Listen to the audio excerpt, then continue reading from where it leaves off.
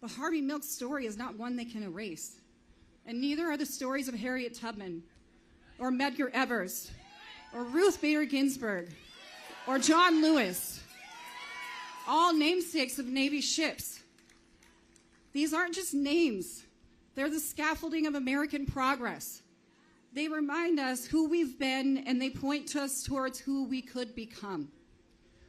When we erase them, we do not become stronger, we become smaller.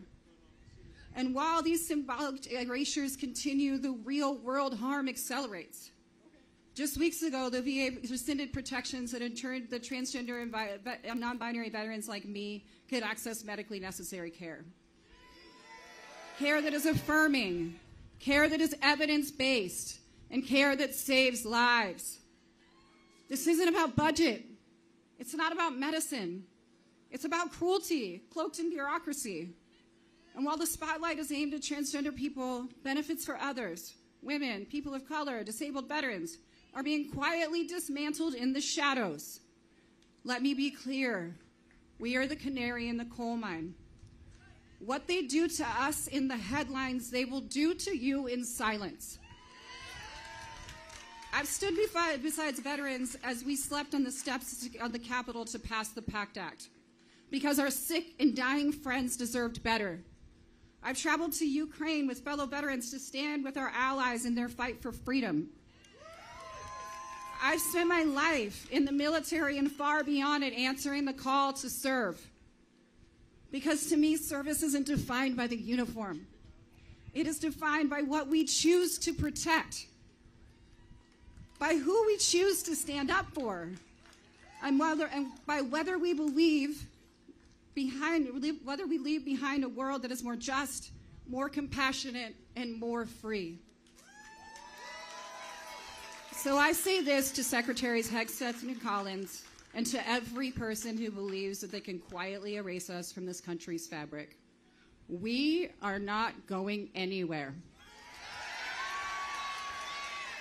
We are your neighbors, your co-workers, your classmates, your family.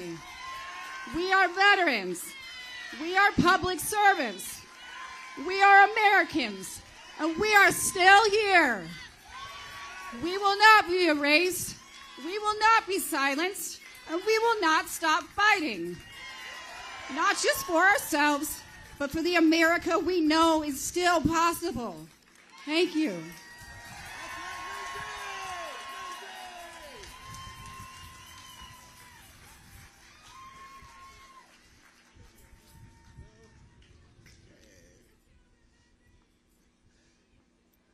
Good afternoon, everyone. My name is Oscar L. Williams, Jr. I'm the second Executive Vice President of AFGE National VA Council. I am also a Vietnam veteran who served for 9.5 years and who went back into Vietnam after 1975 6 times because I'm an Air Force pararescue.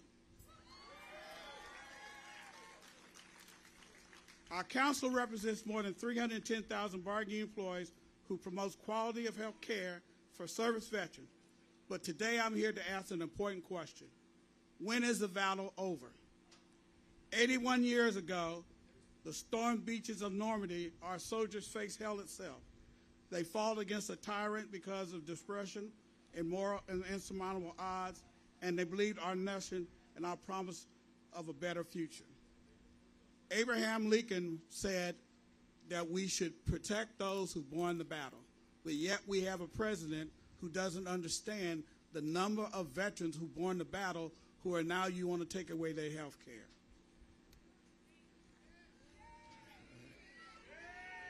To take up the mantle, VA workers are fighting the battles on their own with our nation's VA council by our side. We have stretched thin, undermined the executive orders, and dismantled the staff. They are rifted out our due processes, funding our veteran programs to assist veterans are being cut without consideration on the impact of us.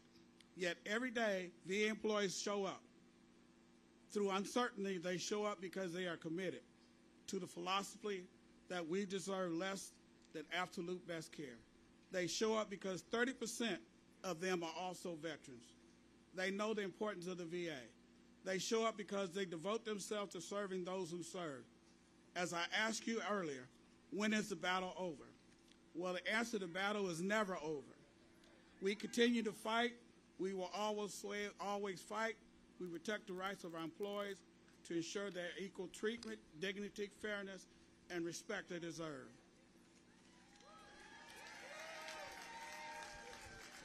Now it's our time to show up.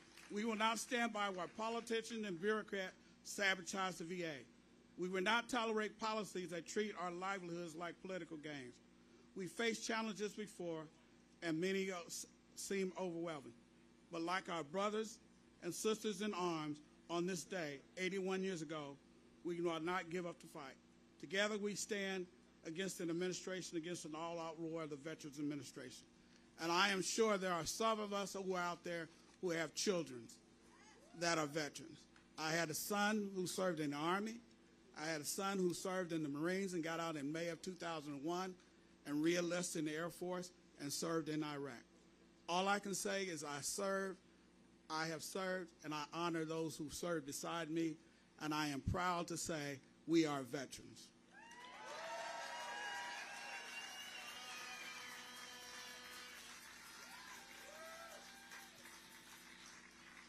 How we doing?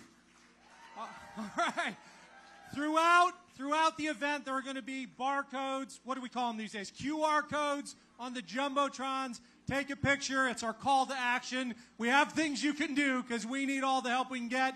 And while you have your phones out, take that picture you took earlier and send it to Blue Sky, TikTok. We'll let you do Twitter today. And tag Unite for Veterans, tag Valor Media, tag Midas Touch. We're going to get the word out. I am so honored to introduce our next speaker, one of the first women to fly the AH-1 Cobra in combat. She's a Marine Corps veteran. That wasn't enough. So she got her PhD and taught at the Air Force Academy.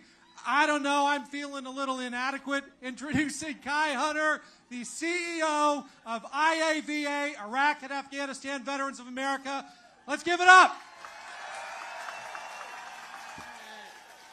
Hello. Ken, thank you so much here today.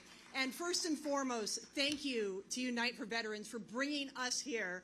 When I got the call and Will told me he was going to throw a big party, he clearly threw a big party for all of us here today. So thank you so much. It is an honor to stand here in front of you today, particularly with all of these incredible veterans that have taken the stage today.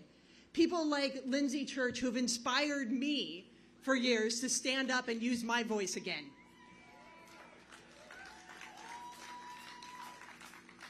I am thrilled and honored and energized to introduce myself today in my first week in this role as the new CEO of Iraq and Afghanistan Veterans of America. It is truly humbling to be chosen to lead IAVA into the future. And at IAVA, we like to say that we've got your back. And here today, we are showing that it is not just a saying, it is a way of life, and it is action.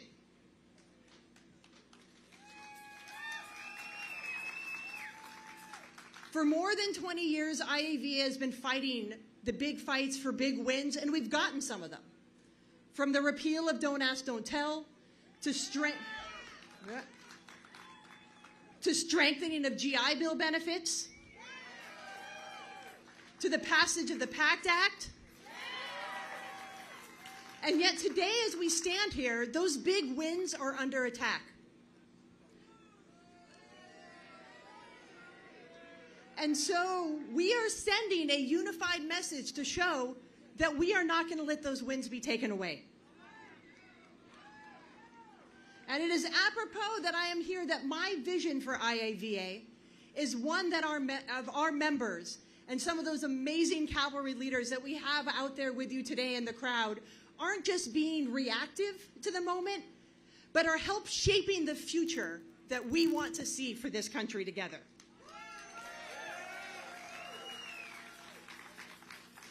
IAVA represents the next greatest generation of veterans. And it is so much of an honor to be here on the day where we honor the greatest generations that stormed the beaches in Normandy one day. And it is on that legacy that our membership is here to fight to preserve veterans' benefits.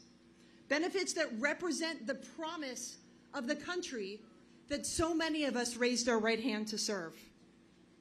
And these benefits are essential, not just for each of us as individual veterans to thrive, but for us to carry on that leadership mantle and continue to fight for those who feel that they have no voice.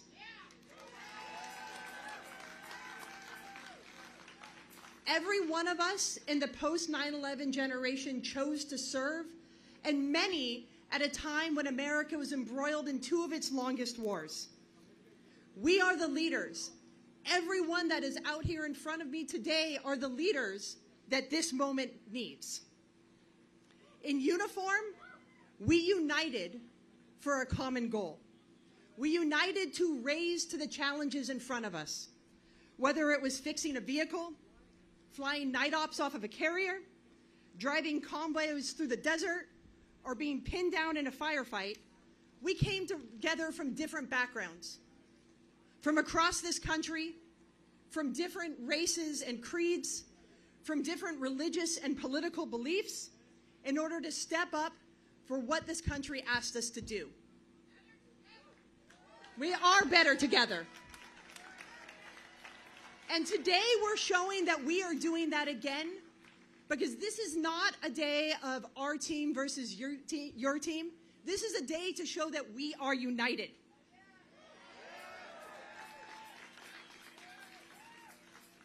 We are united to demand that America keeps its promise to us. We are united to stand up for those that feel that they don't have a voice right now. We are united to support our sisters and brothers that are still wearing the uniform and cannot advocate for themselves at this moment. We are united to support our Afghan and Iraqi allies that are currently under threats by the bans that are coming out of this administration. And this is the sign of unity that shows that we are the leaders America needs today. We are here to stand up and challenge the divisive narrative that is being fed to us. We are here to stand up and show that we stay better together even when we take the uniform off. And we are here to show that in unity and solidarity, diversity is indeed our greatest strength.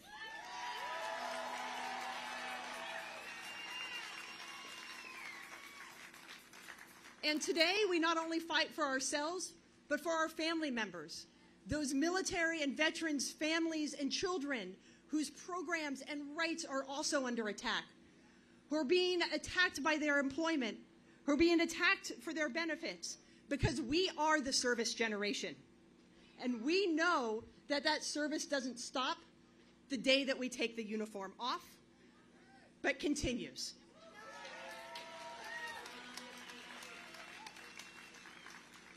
And as I look around and I see the signs out in the crowd, I see so many of the issues that we are united to fight for right now. We are here to say no to the privatization and weakening of VA services. We are here to demand that the Department of Veterans Affairs remains a system that is built to serve every single one of us who served. And why, yes, veterans should have a choice in who they get to see, that choice should also include access to highly skilled and highly trained VA medical professionals. And this is particularly essential for our women veterans out there who shouldn't be sent into the community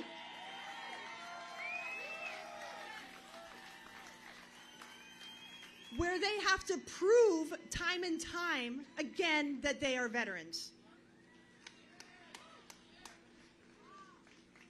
And critically, we are here to hold our political leaders accountable for the policies that they are enacting that are breaking the promises that America made to us. We are here to say that promises made must be promises kept, and we will have your back until they are.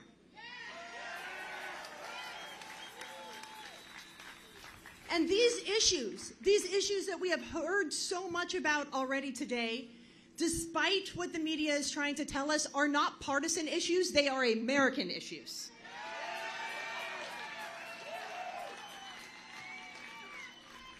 These are not issues that should be played politics with.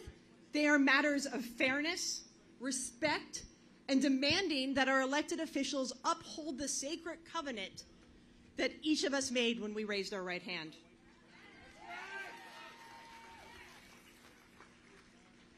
IAVA, since its founding, has stood for the unity that we see here today. We've been bringing veterans together across all backgrounds, beliefs, and branches of service to face the most serious challenges that impact all of us, and in this moment it is no different. We have your back whether you served one tour or many, whether you served in combat or served in vital support roles here at home, because we know that we are only stronger together.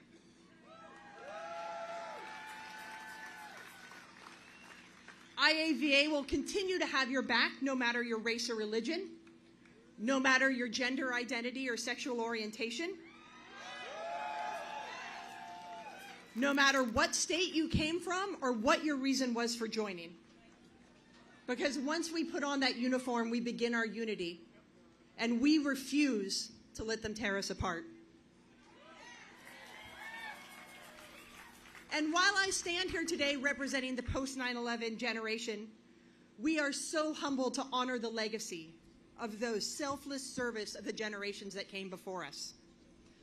From our World War I veterans to the World War II heroes that we are honoring today, to Korea and Vietnam, and every service member who defended our nation during the Cold War, their courage and sacrifice is the foundation that I am standing on today.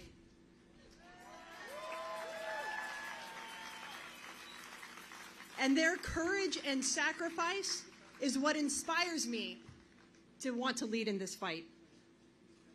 And as I stand here, just a week into taking the helm of IAVA, I look out into this crowd, and what I see is the power of continued service.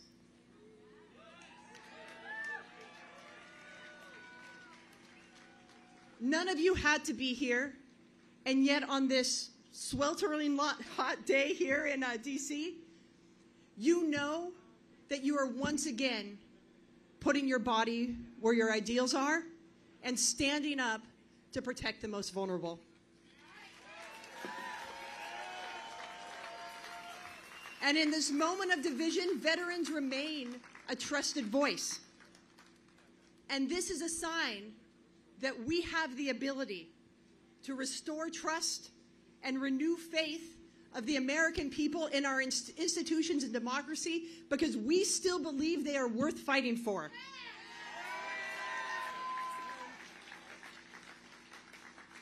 And while today we are uniting for veterans and veterans issues, you don't have to have worn the uniform to be a crucial part of our community. I see you out there, military spouses, who are the bedrock of our ability to serve. I see you out there, military children, who have served in so many other ways. I see you, parents, siblings, and providers. And if you stand with us, I will make this promise today that we will continue to stand with you. Thank you so much.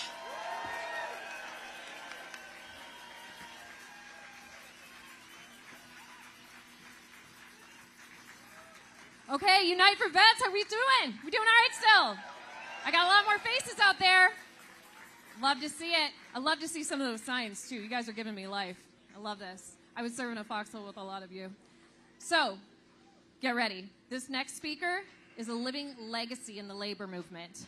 He has done everything from going toe-to-toe with corporations here on Capitol Hill to standing shoulder to shoulder with fellow coal mine workers on the picket lines.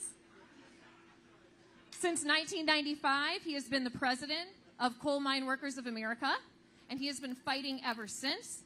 So if you believe in justice, if you believe in the power of the people, please give it up for Cecil Roberts.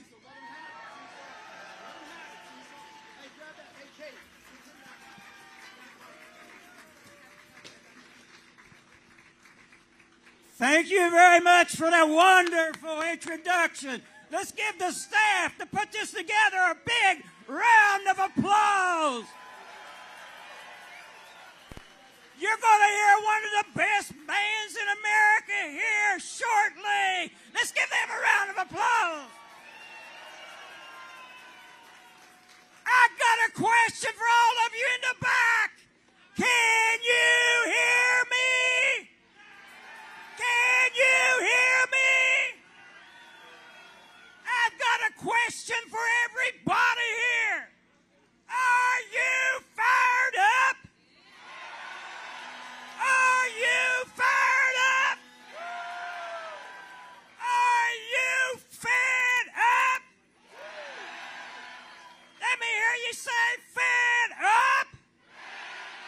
Let me hear you say fed up. Let me hear you say fired up. Let me hear you say we ain't taking this anymore. We ain't taking this anymore.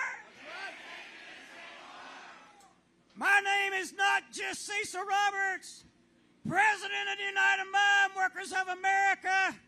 I used to be Sergeant Cecil E. Roberts in Vietnam in the 196th Light Infantry Brigade.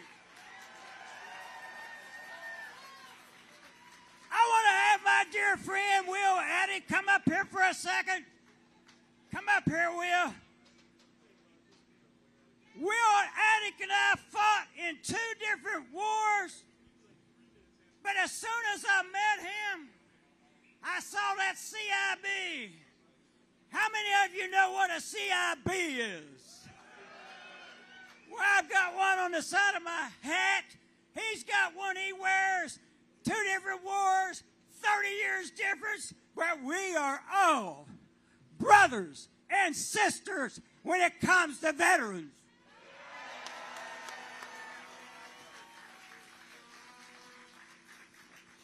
When I first got to Vietnam, I want you to listen to this.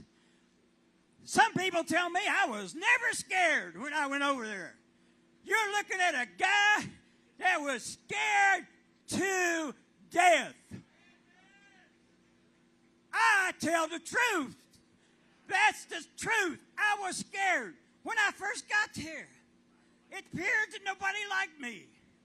These people with 15 months, 10 months, 8 months, counting the days, they looked at us new guys as like, that guy's going to get me killed. Then when they heard my accent, oh no, another hillbilly from West Virginia. That's what they thought. They looked at me, these veterans, and they said, how you going to act? I didn't understand the question. How you going to act? I want you to remember that because I'm going to ask you, how are we going to act moving forward from this place? That's right. And then, when bullets would go right by your nose, they look at me and say, don't mean nothing, man. I'm thinking, bullshit, that's something to me. And I want you to think about that. You get immune to this. And I saw so many wonderful people with kids at home, mom and dads at home, wives at home, and all kinds of friends at home not make it. When I first got there, somebody with 30 days got killed. Had a daughter he never met. Somewhere in this United States of America, there's a 57-year-old woman that never met her father. Now, how many veterans we have here by show of hands? You're going to get a test right now. How many of you met a millionaire in Vietnam or where you were stationed? How many of you met a millionaire? There's a good reason. Millionaires don't defend the country. They take advantage of the country.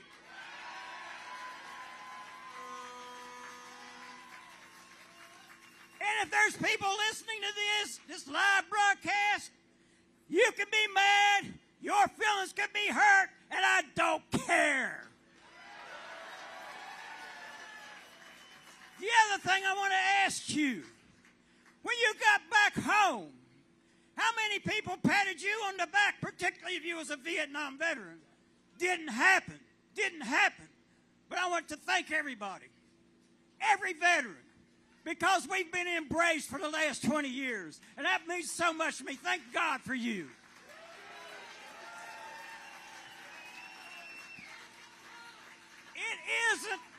It isn't enough to come here and rally. This is a great first step. Abraham Lincoln said this is a country of the people, by the people, and for the people. It has turned into a country for the rich people who don't care about the rest of us. I'm going to tell you what we should be planning on doing. We should demand that every person who worked for the federal government and lost their union rights be restored right now.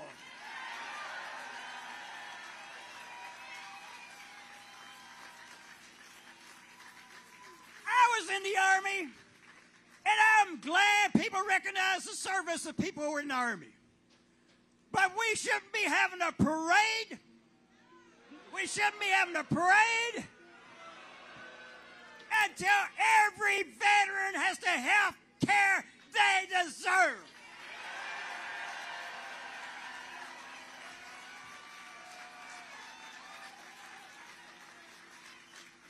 And we shouldn't be having a tax plan that says to the rich who don't need money, here's another tax cut for you, until every American who has a job, doesn't have a job, has a job, until every homeless person has a home. We should make America great.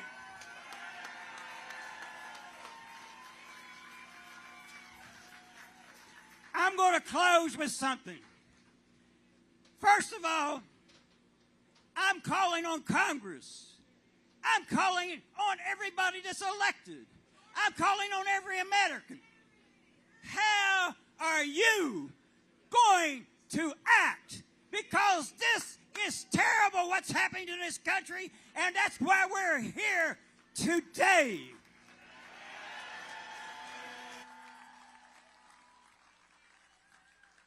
You do know, this is my last quote, okay?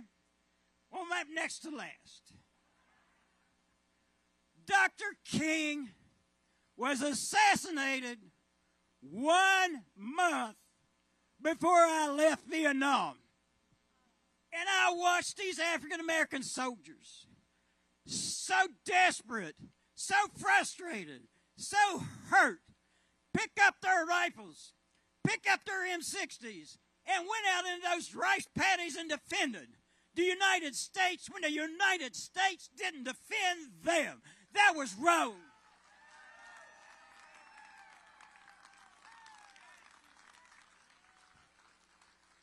This one will really challenge you. Dr. King, in the middle of the civil rights movement, said this to those who were being beaten and arrested and bitten by dogs. He said, listen to this. If you don't have something, not somebody, not your wife, not your daughter, not your mom, not your dad, something that you would die for, you don't have a life worth living. Think about that. This is the last one. It is strange that I jumped from Dr. King to Mother Jones.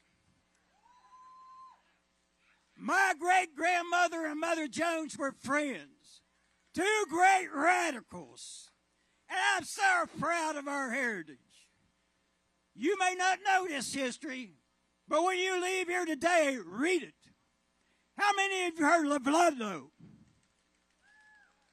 At Ludlow, the gun thugs came off the hill after taking a machine gun and firing into the tent colony all day long.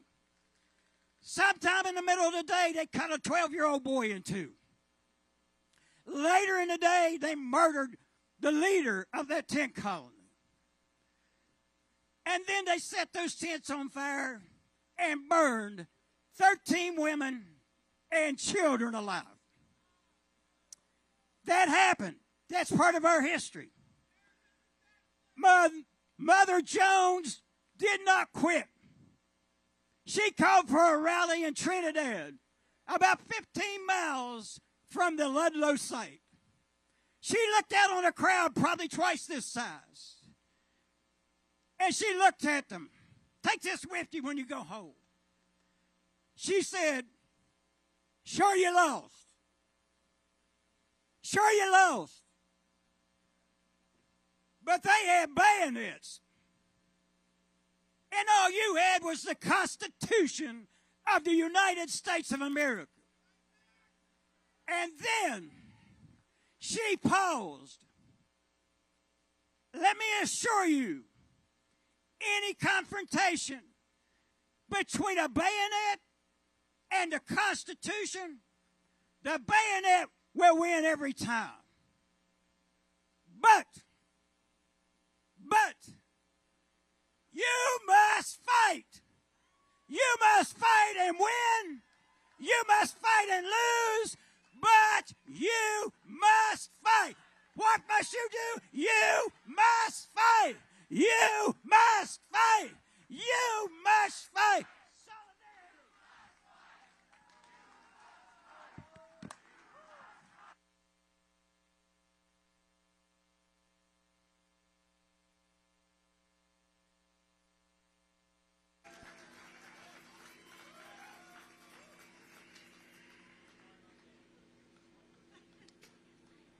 Good afternoon.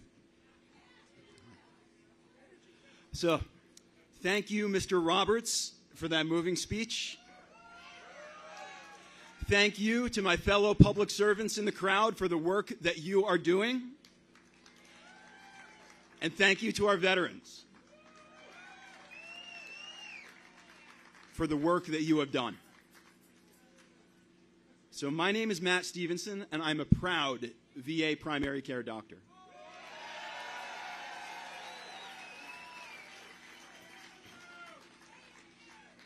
Now, let me be clear. I'm not speaking today as VA staff. I'm speaking as a private citizen and as a physician. I do not represent the views of the Department of Veterans Affairs. Instead, I represent a grassroots group of hundreds of VA doctors from every specialty and every corner of the country who have come together around a shared vision.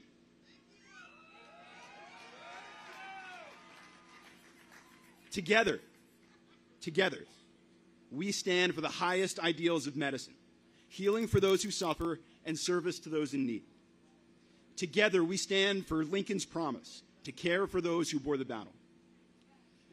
Together, we care for a health care system that is the bricks and mortar embodiment of something sacred, the Veterans Health Administration, a place with the commitment, the expertise, and the mission to serve those who served. So, and my friends, together today we stand at a crossroads, both for veterans' health and for ourselves. So in recent months, we at the VHA have been disparaged and demoralized. We have been bullied and intimidated. We have seen worrisome signs of an attempt to dismantle and privatize the VA.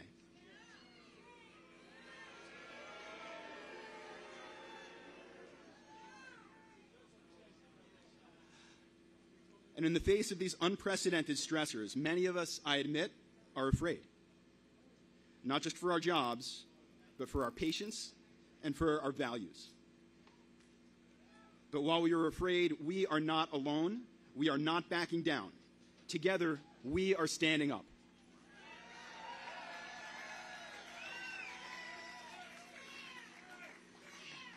Today, we Doctors for Veterans Health stand for our veterans just as we stand alongside them right here on the Mall. We stand for the oaths of our calling. We stand for a healthcare system which, despite what you may have heard, delivers higher quality at lower cost than any other system in the country.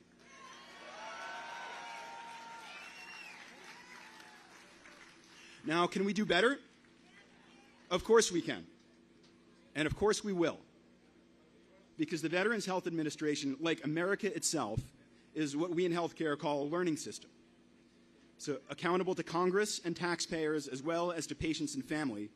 So we VA doctors are curious, we are open to being proven wrong, and we are committed to doing all in our power to do right by the veterans and families we serve.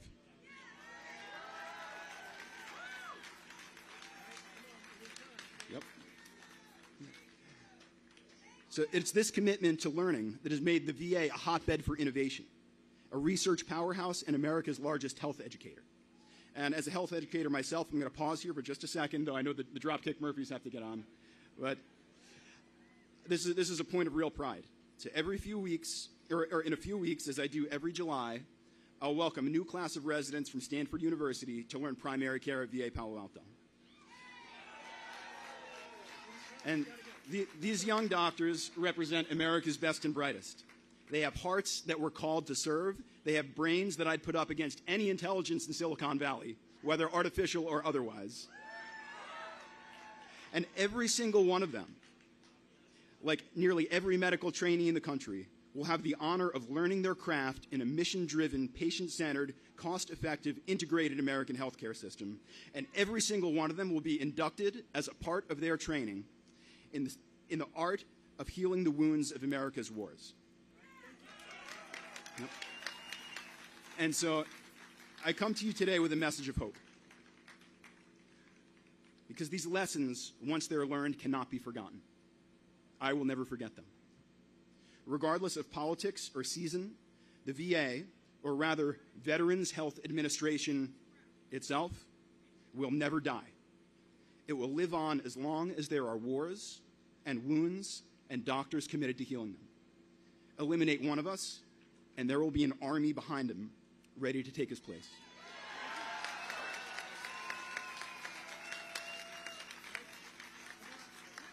And so while we are disturbed by the events of recent months, we do not despair.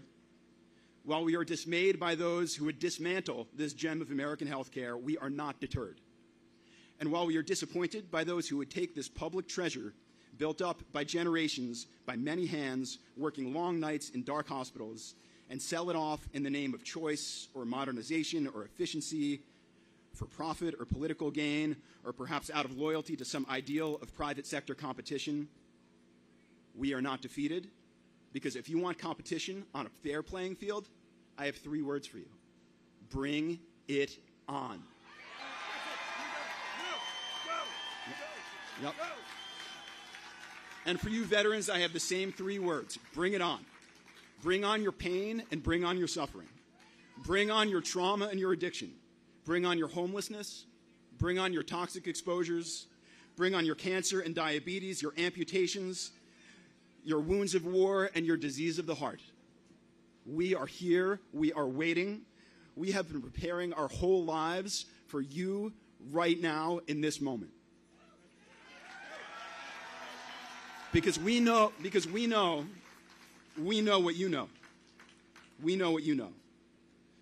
The promise a nation makes to its veterans, that a promise a doctor makes to his patients, and the promise a soldier makes to the Constitution are the very same promise. It's a promise that cannot be broken. It's the same promise that Abraham Lincoln made on this sacred ground 170 years ago, just 40 days before he was killed. With malice toward none, with charity for all, with firmness in the right as God gives us to see the right, let us strive on to finish the work we are in, to bind up the nation's wounds. to care for him who shall have borne the battle, and his widow and his orphan, and to do all which may achieve and cherish a just and lasting peace among ourselves and with all nations. Thank you. Thanks, Doc. Is this working? Thank you, Doc. Y'all know what time it is? All right. I got to vamp for about 2 minutes, so we're going to do a little sign competition here. All right, I see this might be my favorite. I shouldn't lead with it. Taco. How do we like that one? Let's hear it for Taco. I'm sure the vets in the crowd will know what this one means. Foxtrot Delta Tango. Can we guess? Foxtrot Delta Tango. We got, all right, I'm trying to keep it not too political and a little PG. Stop this Nazi shit. Okay. All right. Oh, there's a good one. You know it's gotten bad when the teachers show up. We got a hell of a show coming up. They're getting the mics and the speakers set up right now. But let me just say a word about Dropkick Murphys. This is a band that doesn't just talk the talk. They walk the walk. They live their values. I think in my intro somebody mentioned that I'm a couple hours off the tarmac on a flight back from Ukraine, where we spent a couple of weeks getting there in a convoy of ambulances and other relief vehicles because they need a lot of them. The average lifespan of an ambulance at the front in Ukraine right now is 11 days. 11 days because Putin's military targets them. You want to know who was with me on that convoy driving an ambulance? Ken Casey of the Dropkick Murphys. This is a band that walks the walk, and they sing it pretty well too, because we did an in-studio version in Kyiv of Who Will Stand With Us. Keep your ears open, keep your eyes out. I'm sure that's going to come out soon, but I will share with you my small part in that. We obviously had Ken doing the lead vocals, and we had a bunch of military vets, U.S. military vets in that convoy from the Air Force, from the Army, from the Marine Corps, from the Navy, and we were the backup singers for the Ukrainian version of Who Will Stand With Us. And at one point, Ken put his arm around me and he said, hey, buddy, Ken as well, he said, hey, buddy, I love your enthusiasm, but can you back away from the mic a little bit? All right, we're going to give the band another minute. How are we doing, team? We're good to go. Dropkick Murphys!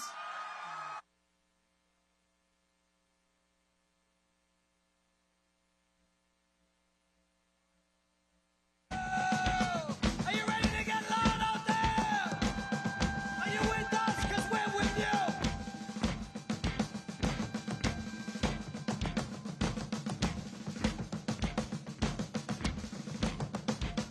When the cooks they work, we gotta work. Not once, not twice, but 10 times more. When the rubbers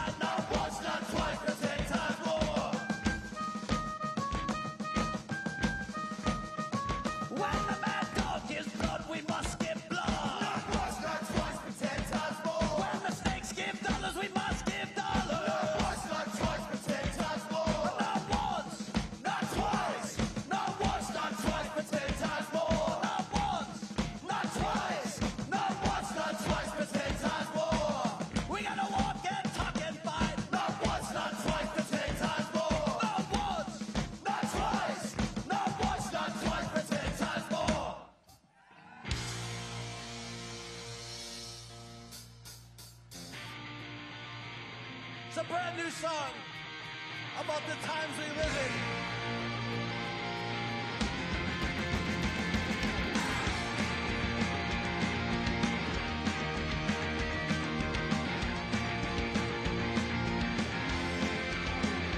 Throughout centuries in every country, we face the wrath and felt the pain, and the tyrant's sword and the henchman's boot for another rich man's gain. In the endless quest for wealth and power, they stomp us down with great disdain. Beneath the false god's banner, in the name of all that's vain. Through crime and crusade, our labor it's been stolen. We've been robbed of our freedom. We've been held down and beholden. All the bosses and the bankers who never gave their share of any blood, of any sweat, of any tears. Will stand with us. But don't tell us everything is fine. Will stand with us. Because this treatment is a crime. The working people fuel the engine.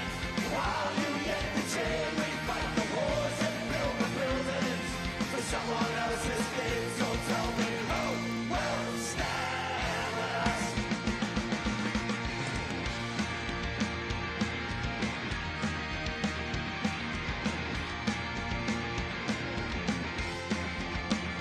And as time rolls on, not a single thing has changed, and the wealth gap's only grown as we all point the blame and the throw to one another. Though we share a single fate, and the golden fuel are falling on as we all take the bait. Through crime and crusade, our labor it's been stolen. We've been robbed of our freedom. We've been held down and beholden to the bosses and the bankers who never gave their share of any blood, of any sweat, of any tears. Who'll stand with us? Don't tell us everything is fine. Who'll stand with us? Because this treatment is a crime. The working people fuel the engine.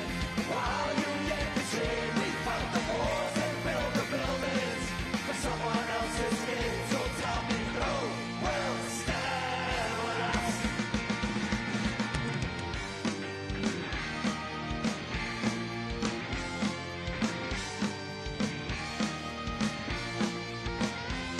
Through crime and crusade, our labor it's been stolen. We've been robbed of our freedom. We've been held down and beholden. Who'll stand with us? Don't tell us everything is fine. Who'll stand with us? Because this treatment is a crime. The working people fuel the engine. While you get the chain, we fight the wars and build the buildings for someone else's gain. So tell me who will stand with us? Tell me who will stand with us?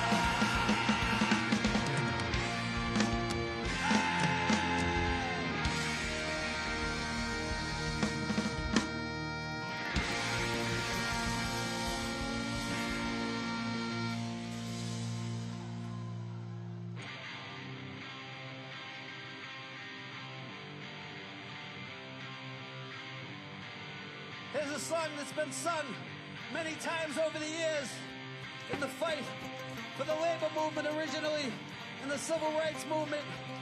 And we're here to sing it again today for the fight of this generation's lives.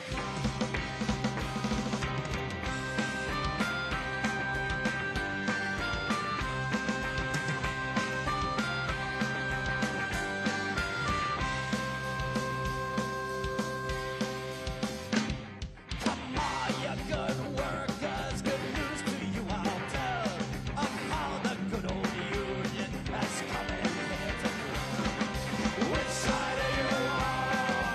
Which side are you on?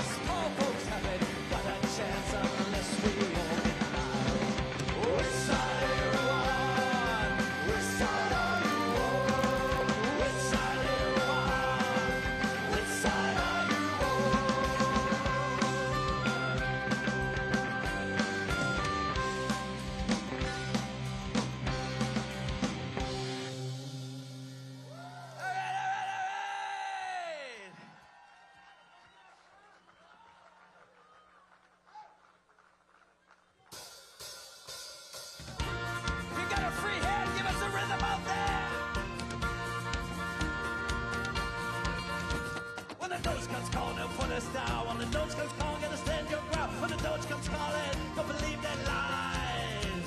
When the Doge comes calling, they'll take his toe. When the Doge comes calling, they'll sell your soul. When the Doge comes calling, we gotta organize. Let them know. We gotta take the bastards down. Let them know. We gotta smash them to the ground. Let them know. We gotta take the bastards down.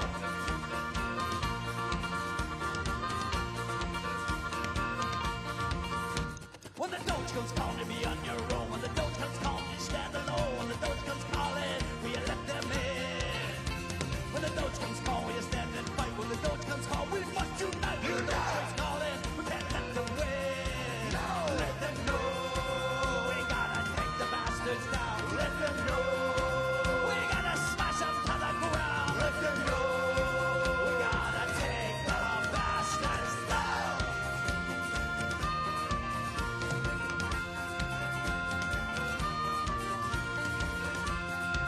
We gotta take the bastards down.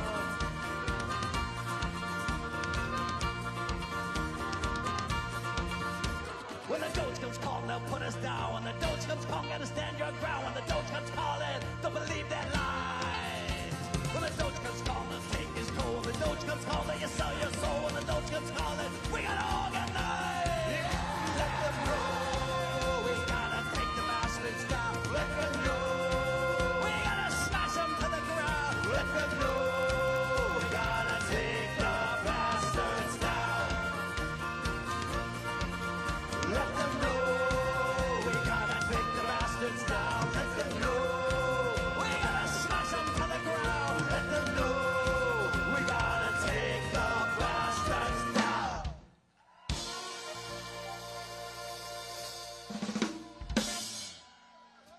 How's it going, everybody?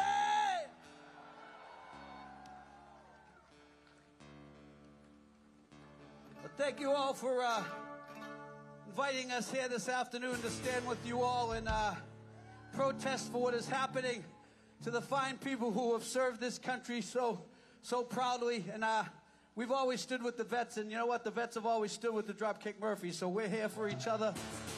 And we consider ourselves patriotic Americans, and when shit ain't right, we're going to speak up, you know? So that's what it's all about. And guess what? Shit ain't right! Well, it's also D-Day, so we want to do a song now that's dedicated to all those that fought in the Great War, and it's a song that we collaborated on with the great Woody Guthrie many years after he passed away. We took his voice, and we put it on this song. And when we were in the studio recording it, and we were doing backup vocals, we had Woody's grandson in there with us. So we're in the studio singing along, and you can hear Woody in our headphones, and Woody's grandson's beside us, and we're singing this song. And I thought, man, how lucky are we to take part in any protest and any resistance when it involves standing up for people. So thank you, guys. And this one goes out to anyone who has a family member who served in that war. It's called Dig a Hole.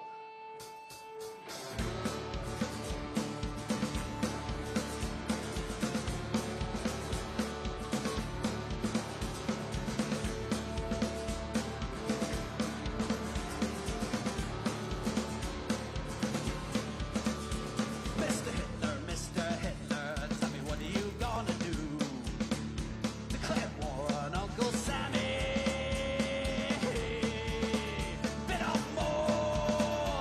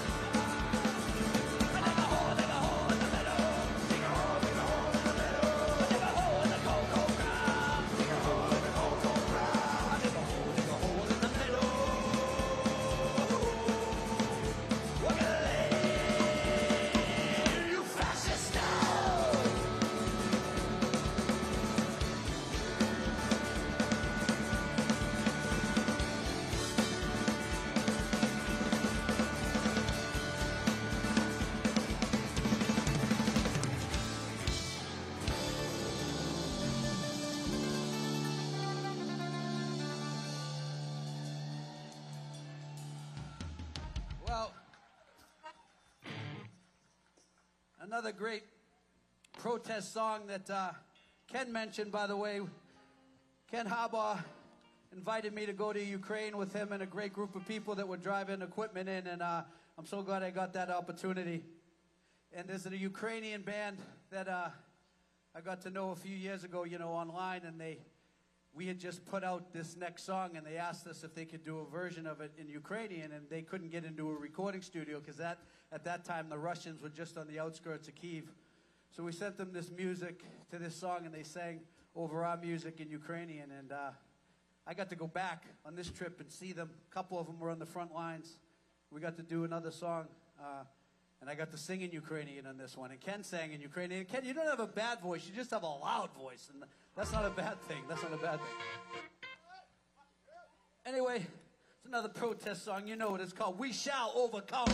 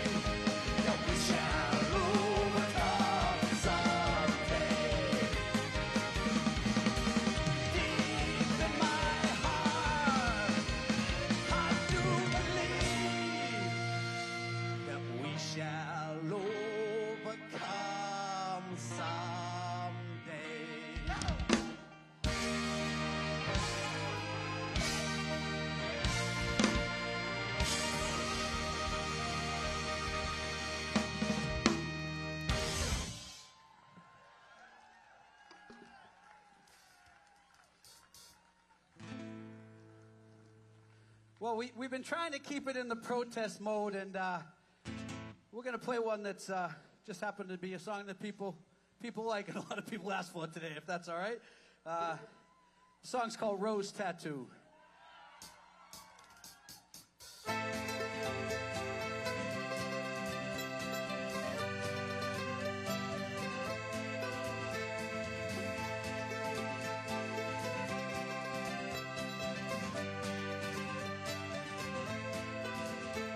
The pictures tell the story. This life had many shades. I'd wake up every morning and before I'd start each day, I'd take a drag from last night's cigarette that smoldered in its tray. Down a little something and then be on my way.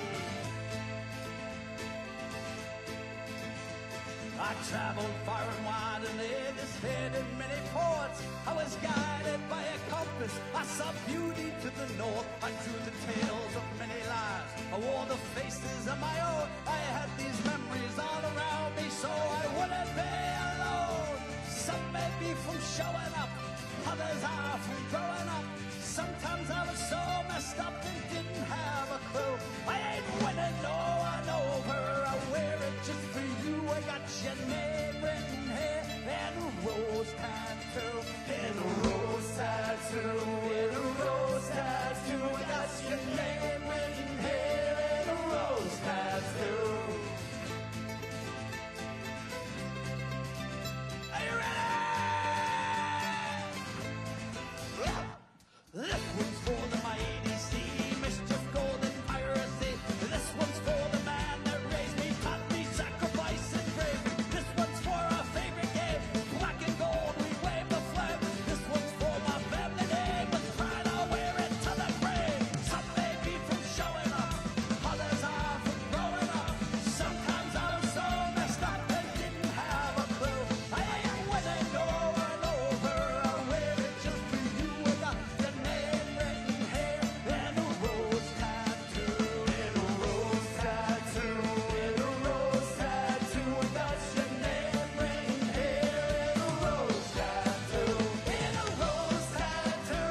And a rose tattoo. I got your name written here and a rose tattoo. This one means the most to me. It stays here for eternity. A ship that always stays the course. An anchor for my every choice. A rose that shines down from above. I signed and sealed these words of love. I heard them once sung in a song. It played again, we sang along.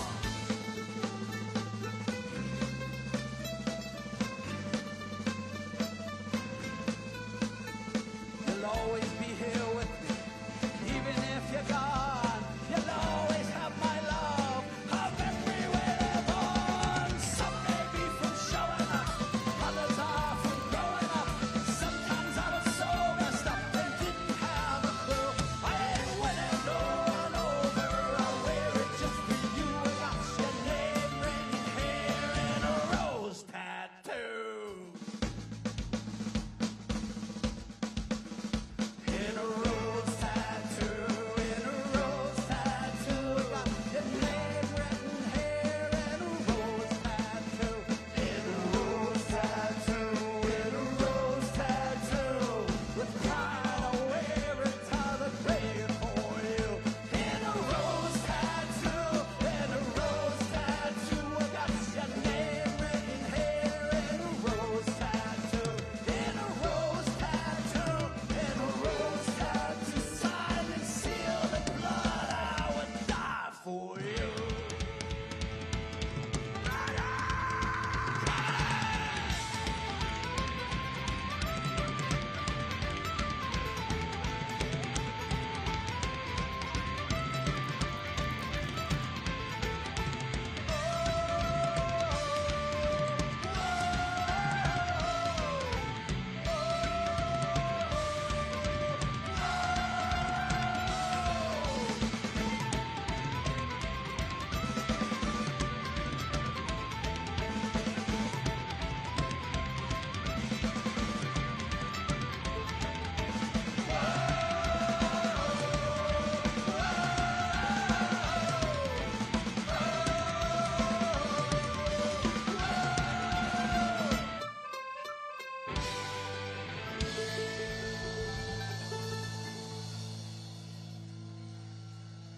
All right. Listen, there's been a lot of talk today, so we're gonna leave that to the experts. Just to say that we love and respect everyone here and everyone that serves their country and everyone who has family and everyone who's willing to do the hard thing and show up and protest and make their voices heard. I want to especially dedicate this to two guys that I really respect, that really showed up when it really mattered and weren't afraid of the people that were in charge. My boy Harry Dunn out there who came to Ukraine with me. Let's go!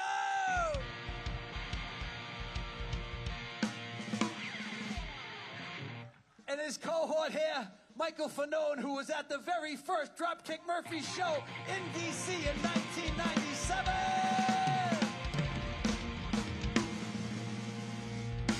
Proud to know both of you.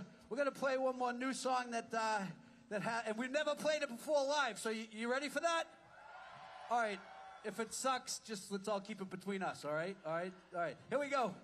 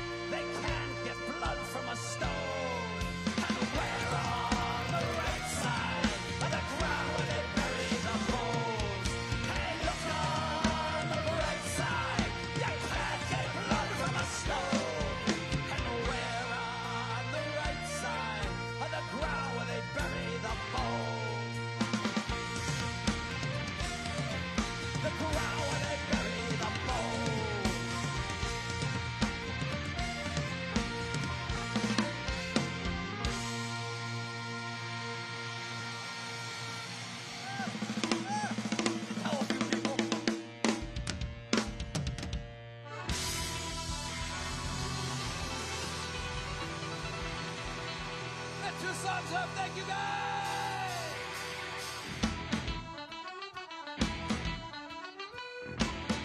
This one's for all them assholes!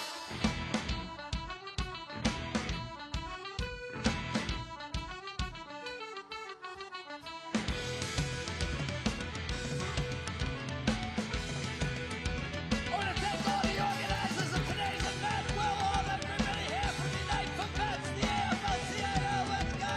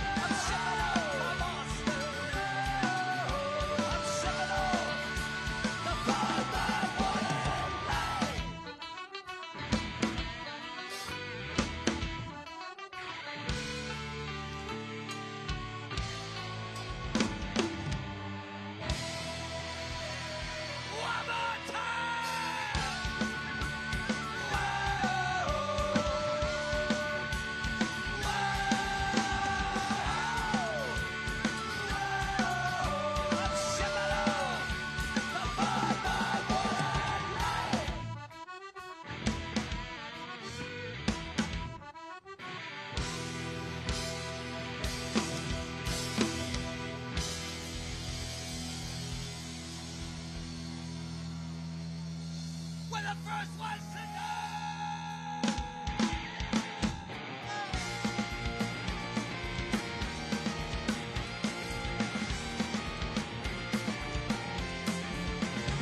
Yeah, this one's for the work I hold, toils night and day, by hand and by parade, to earn your pay for centuries long past, for no more than your bread, have bled for your country and counted your dead.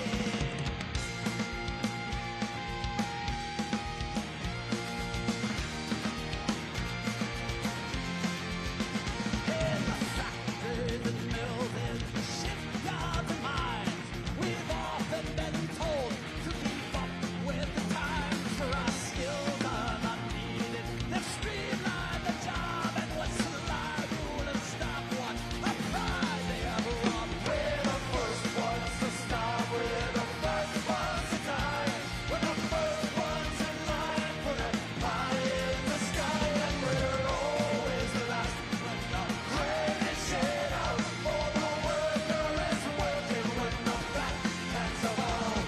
And when the skies darken and the prospect is war, who's given a gun and then pushed to the fore and expected to die for the land of our birth, that we've never owned one lousy handful of earth. We're the first ones to start, we're the first ones to die, we're the first ones in line for that pie in the sky, and we're always the last when the grain is shed out, for the worker is working when the fat cats are out.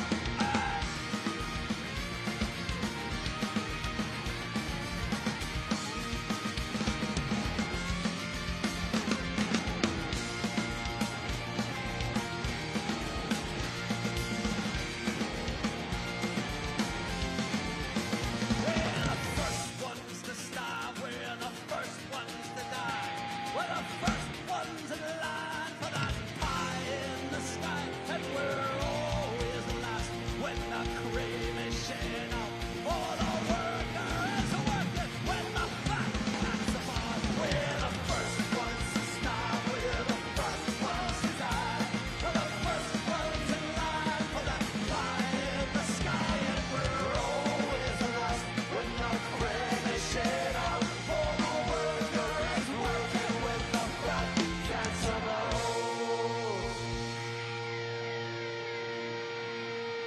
And all of these things the worker has done, from tilling the field to carrying the gun, we've been yoked to the plow since time first began, and always expected to carry the can. Let's go!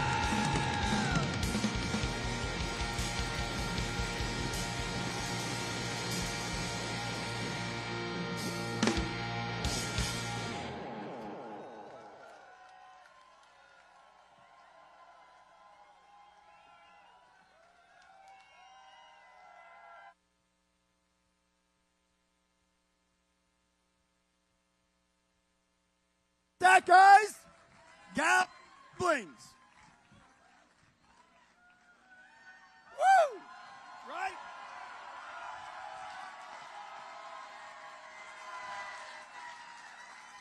I want to make this point that I'm so proud of everyone here, and we can see so many people. We got different hats, different groups. But I want you to look around and see who's not here. Look around. Right? There's a lot of funny hats. There's a lot of organizations that should be here standing up. I want you to go back and get involved. Because if we're not going to get stood by our groups and our organizations, we have to start to organize and gain that. And I just want to say from the bottom of my heart, Ken, thanks for standing with us on this stage right now.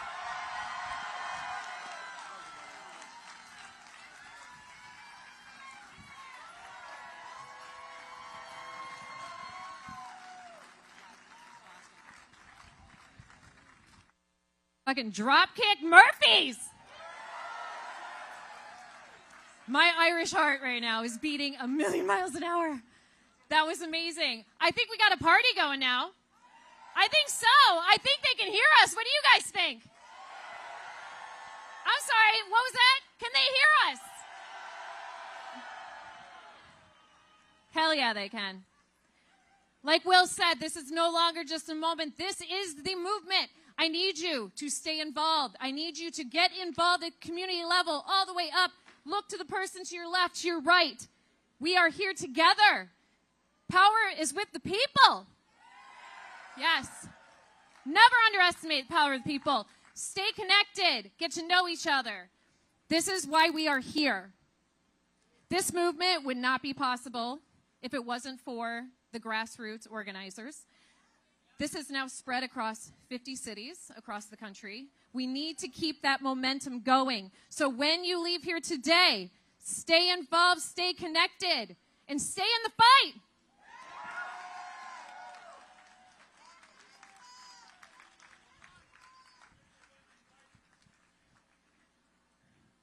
I have the honor and privilege of introducing one of those grassroots organizers today. Is he here? You good?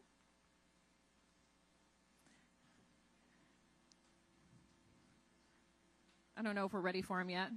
It's cool. At least the sun's not out and kicking our ass anymore. Okay, we got Carlos. So, again, I want to give it up to the people that are really making the work happen at the community level. We will not be able to do it without them. We appreciate them so much. I want to introduce Carlos Alvarez.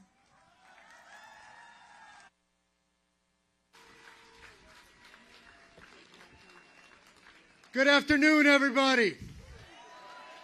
Let's give it up for the Dropkick Murphys. I think I drew the short straw, and I have to follow that somehow.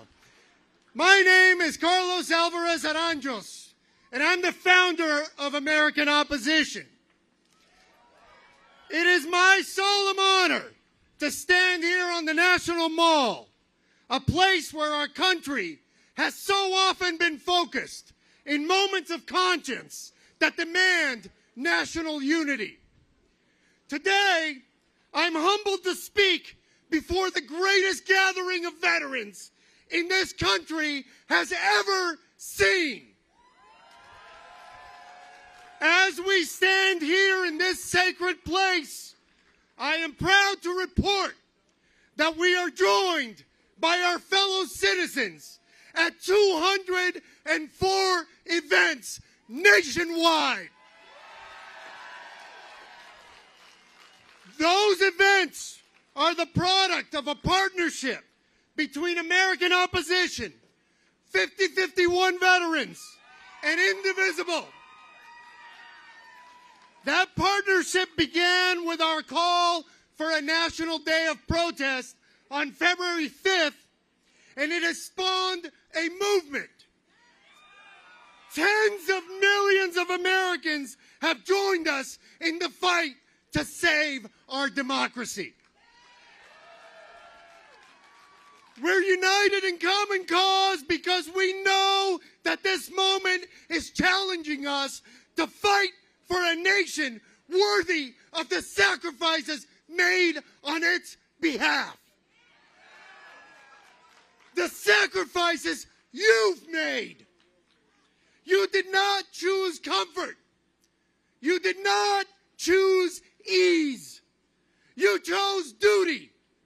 You chose to stand watch while the rest of us slept. You signed your names onto a blank check and told us we could cash it for any amount, up to and including your lives. There is no flag, nor anthem, nor holiday that can fully capture what your service means, because your sacrifices gave those symbols their meaning. Your contribution can only be considered in terms of the human tolls.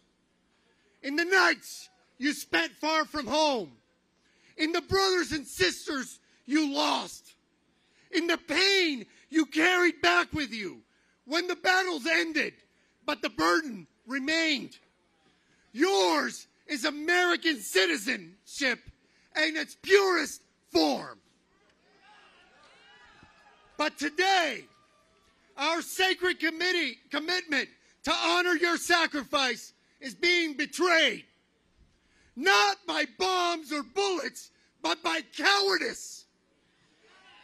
By those in power who are trying to fund their political priorities at your expense. My question is simple. How dare they? How dare they seek to cut your benefits? How dare they dishonor your sacrifice by making you fight for what you've earned? How dare they reject your pleas for help when their power is a product of your sacrifice? A nation that neglects its veterans is a nation that has lost its moral backbone. A government that breaks its promises to those who served cannot be trusted to keep its promises to anyone else. Today, we say enough. Enough lies. Enough greed. Enough excuses. We will not allow a single veteran to go without care while billionaires get tax cuts. We will not allow a single military family to face eviction while government contractors get blank checks. We will not allow the soul of this nation to be sold off while the people who fostered that soul are left to fend for themselves. Enough! We must remind our leaders in every party, every chamber, every office, that veterans are not just a symbol. You are the living embodiment of our nation's ideals, the best of us.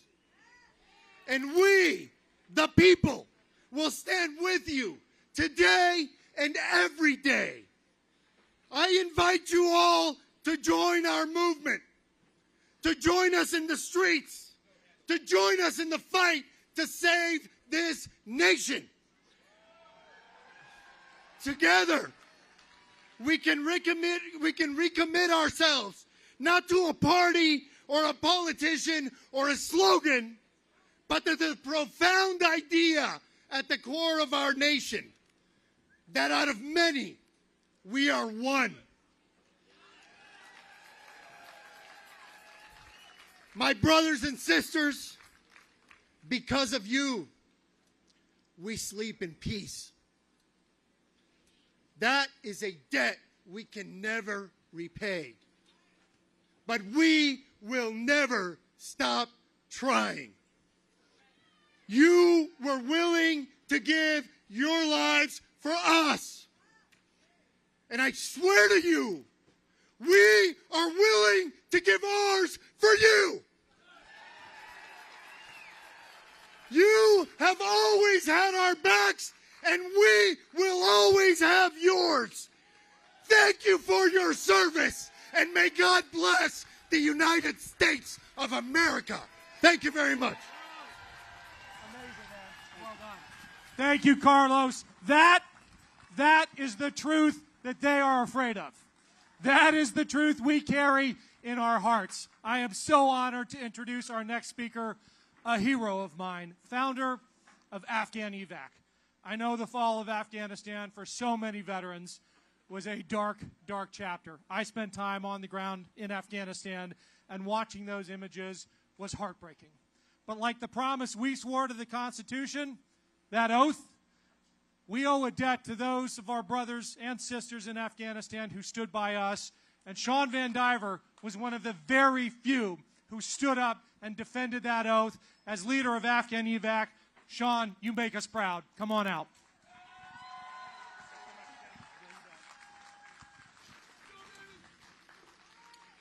Thanks so much, Ken. Hi, folks. My name's Sean Van Diver. and I'm the president and founder of Afghan EVAC.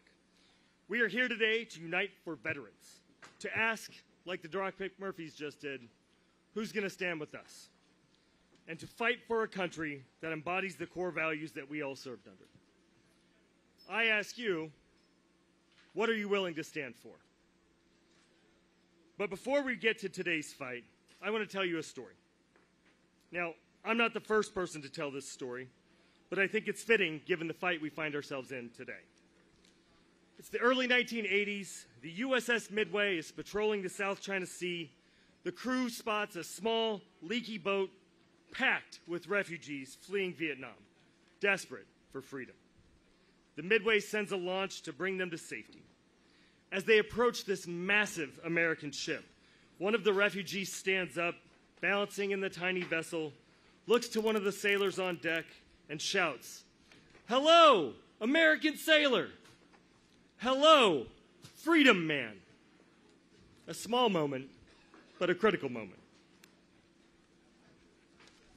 To those refugees seeking better lives, the symbol of the United States was that of freedom, of safety, of hope. The sailor who received those words never forgot them, and neither did the man who first told this story. That man went on to describe the vision he had of the place that this refugee sought. He said, "In my mind, it was a tall, proud city, built on rocks stronger than oceans, wind-swept and God-blessed, and teeming with people of all kinds, living in harmony and peace. A city with free ports that hummed with commerce and creativity. And if there had to be city walls, the walls had doors. And the doors were open to anyone with the will and the heart to get here." Those words, they were the words of none other than President Ronald Reagan in his farewell address. Throughout his political career, Reagan spoke of the shining city on the hill that he believed America could become. But that speech was the first time that he articulated his vision of what he meant. A vision of a country not built on pride and power or petty actions, but on promise. To be the one who shows up, the one who opens the door, the one who doesn't look away. To be the freedom man. That's the America I fight for. That's the America you're all fighting for. And the America I believe that if we can get across political divides and ideologies, we can be that shining city on a hill that President Reagan, whether you like him or not, envisioned. Now, let me tell you another story. In August of 2021, I got a text message from my buddy Lucky. He and I had met a few years earlier in the immediate aftermath of the first travel ban. Lucky was an SIV recipient, an Afghan who had worked and fought alongside American troops, and in doing so earned a special immigrant visa that enabled he and his family to come to the U.S. and build new lives in the country they had fought so hard to protect. He'd gotten here in 2016, and he and his family were not living that far away from me in San Diego. In summer of 2021, before the withdrawal, he went back to visit his mom one last time. She was sick. August 14th, I got a text. It said, "Brother, I'm stuck on this mountain in Irgun. We're surrounded by the Taliban. We're running out of ammunition. I think I'm going to die.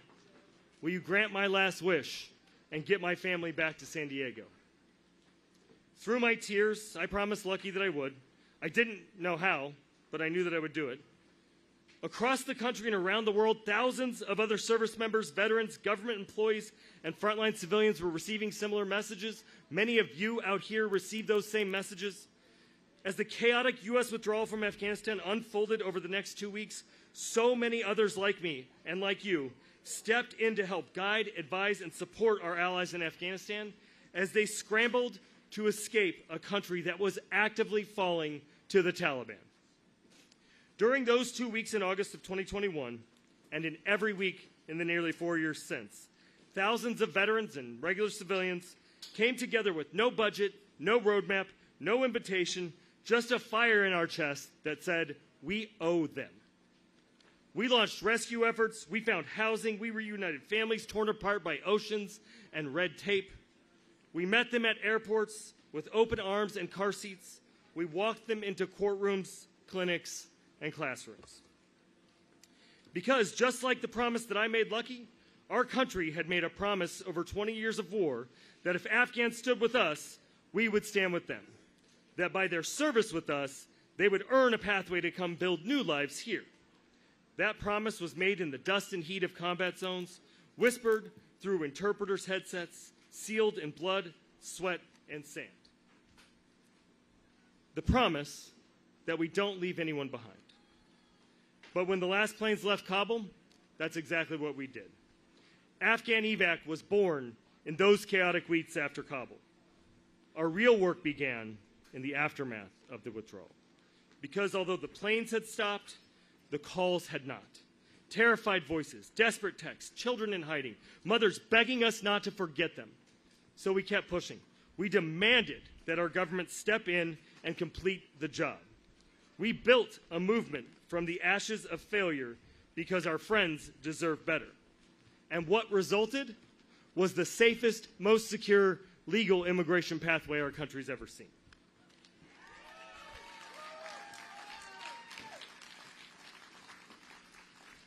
In the last 4 years, nearly 200,000 Afghans have resettled in the United States through the efforts of the U.S. government partnership that Afghan evac and hundreds of organizations built, working together in shared vision.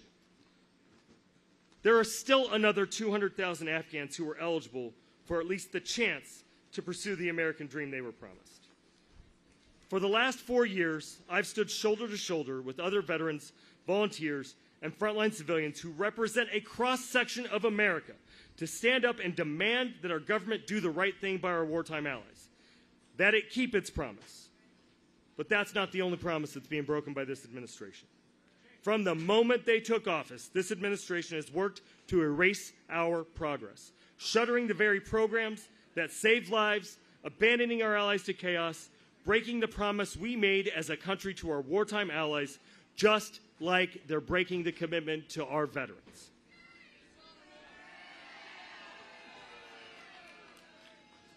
Dropkick Murphy's asked us earlier 2 questions. What side are you on? Who will stand with us? My answer is I'll stand with us. I'll stand with you. I'll stand with them.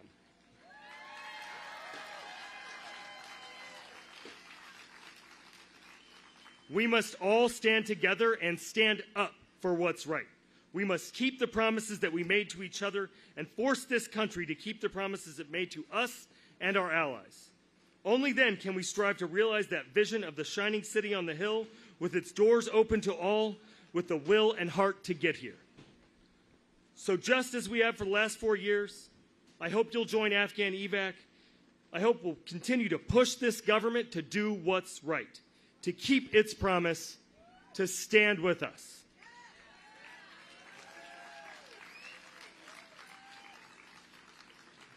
Because of the hard work and effort of so many people across this great nation who stood up, I was able to keep my promise to Lucky.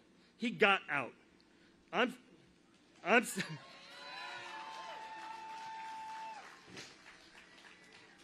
standing here with all of you today to demand that my government, our government, keep the promises they make to our wartime allies, to our veterans, and to the world. So here's what I want you to do.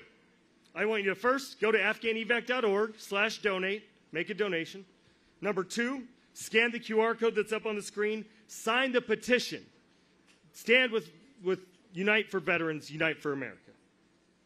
Make your voices heard. It's on us. Thank you.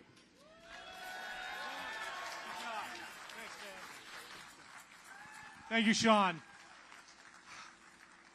Our next speaker needs no introduction, but I have the mic, and it's what they pay me for, so I'm going to do my best. Senator Tammy Duckworth. Senator Tammy Duckworth has sacrificed so much for this country on a battlefield in Iraq and in that building right there. And she is the only elected representative who's taken this stage today. That tells us something. You know what? Words fail me. I'm just going to hand the mic to Senator Duckworth. It's an honor.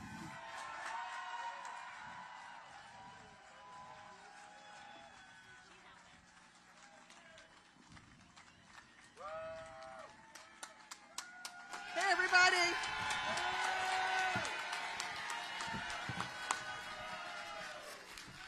Thank you, thank you, thank you. Wow, what a turnout. First off, I want to say a huge thank you to everyone who made this afternoon possible. And I'm honored to get the chance not only to speak today in my capacity as a senator, but also to listen to all of you, as one of you, as a fellow veteran. Because I may currently be a member of Congress, but in my heart, first and foremost, I will always be a soldier. And I am damn proud of that. I am here today because, like you, I love this nation. In fact, I love it more than I do my own life, which is why I was willing to lay down my life to defend this nation when this nation called, just as you did. I know that you are here because, like me, we are sick of politicians promising to look out for veterans when they're on the campaign trail and then abandoning them when they take office. I am sick of military families being treated like props. And I am sick of people in power wrapping themselves in the flag with their left hand and then with the other signing off on orders that sell out our heroes to line their own pockets. You deserve better. You've earned better. After all, since the first shots rang out at Lexington and Concord, since the Tuskegee Airmen took the skies to defend a nation that still wouldn't let them sit in the same lunch counter as their white peers, since the members, the Nisei Battalion, volunteered to serve even as the nation put their families into internment camps, since our warriors landed on the beaches of Normandy on this very day 81 years ago, those who have worn the uniform have defied the odds to define America at her best. America is what she is today because of the blood our brothers and sisters shed in combat zones. Our children grow up with the rights that they deserve because of the sweat that's poured down our faces, everywhere from the dust of Fallujah and Kandahar to the jungles of Vietnam. Our sacrifices were the currency we paid to defend America's freedoms. And even as I stand here on these titanium legs, with the wheelchair that I proudly earned by my side, I would not take back those sacrifices in a second.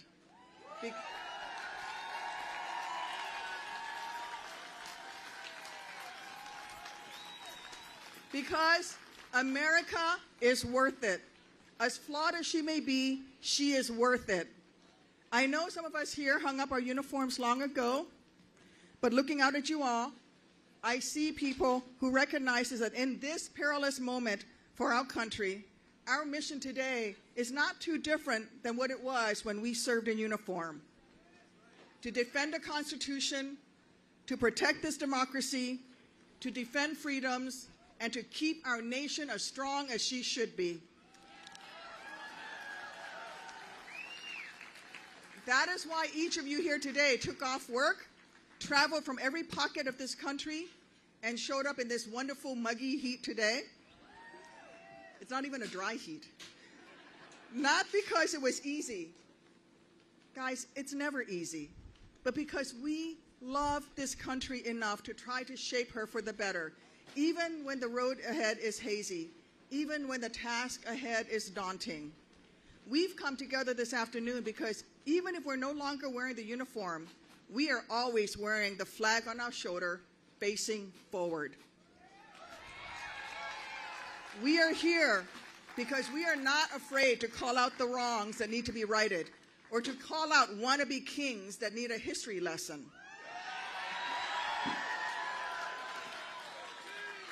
We are here because we refuse to see the democracy that we fought so hard for get dismantled.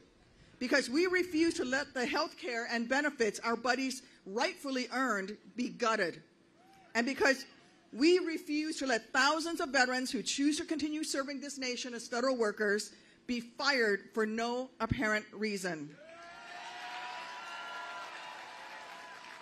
Of the over 6,000 veterans this president has fired, it includes folks who were working at the Veterans Crisis Line, for God's sake. The veterans there are doing some of the toughest work imaginable to support our heroes in their absolutely darkest hour. These are the people the administration has kicked to the curb over the past few months. That should tell you everything you need to know about how the guys in power actually feel about us vets. So let's be clear. The only reason they're doing all of this is to try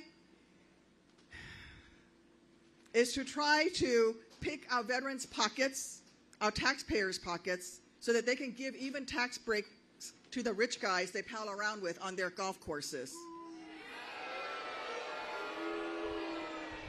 Let me say this another way. They care more about allowing billionaires to buy yet another private jet than ensuring that our veterans have access to the benefits that they have earned. They care more about stroking Donald Trump's ego. I'm an old air assault pilot, guys. They have to censor me. Anyway, they're stroking Donald Trump to the tune of a $30 million birthday parade. You know what they should do? I asked the Secretary of the Army yesterday, why would you do that? He said, well, you only get to celebrate the Army's 250th birthday once. And I said, well, wouldn't it be better to celebrate the Army's 250th birthday by spending $30 million on military families' child care? Or maybe let's spend that $30 million to save veterans' jobs. Or how about making better access to health care for veterans? So let's call what it is. This budget bill is a middle finger to our heroes. Where's that middle finger? Raise that thing high. It's a slap in the face to the sacrifices that our veterans have made. Frankly, it's bullshit. And every one of us who serves should feel insulted. I certainly do, and I bet some of you do too. They're even firing fully trained, fully qualified members of our military who are parts of teams who are trans. People who earned their positions, as opposed to Pete Hegseth, who didn't earn his other than by sucking up to Donald Trump. I say, keep the trans service members and fire Pete Hegseth.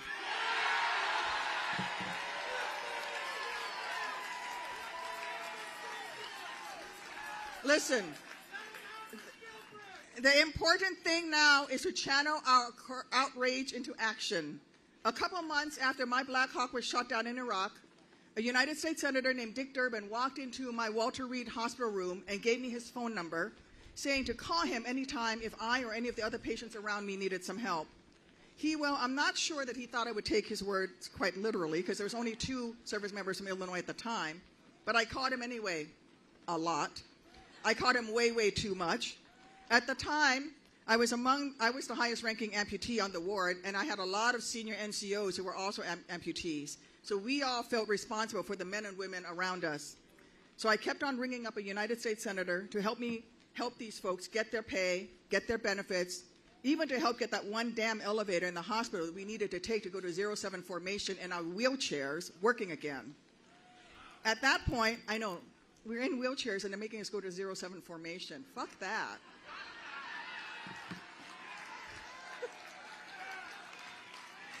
At that point, I was so early in my recovery that I could barely sit up for 15 minutes at a time. But when Dick Durbin looked at me, he saw past the wounds, he saw past the wheelchair, he saw a soldier in need of her next mission. And he recognized long before I did that just because I could no longer fly Black Hawks for the Army didn't mean that I couldn't find a new way to serve my nation. And then he said the words that changed my life. He told me that I could best help veterans around me by running for Congress myself. I thought he was nuts. but it turns out he was right. So all these years later, I am asking each of you to take on that new mission too, and many of you already have.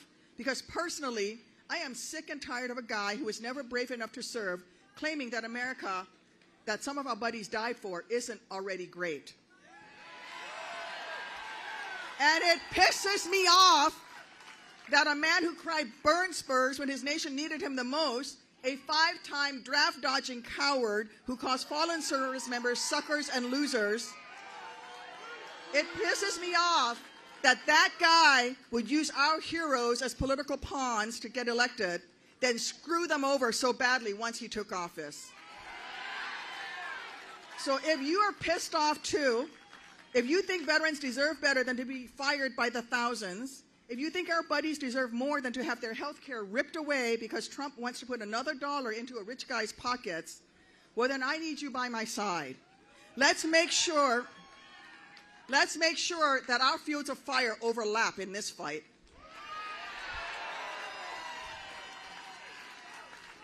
I need you to think of today not just as a singular moment, but as the start of our new collective mission.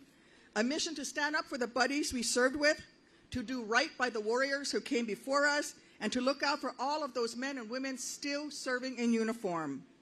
Those young soldiers and sailors, those Marines and airmen and coasties who are ready to sacrifice everything at the drop of a hat should the drums of war start beating again like they did for many of us when we served.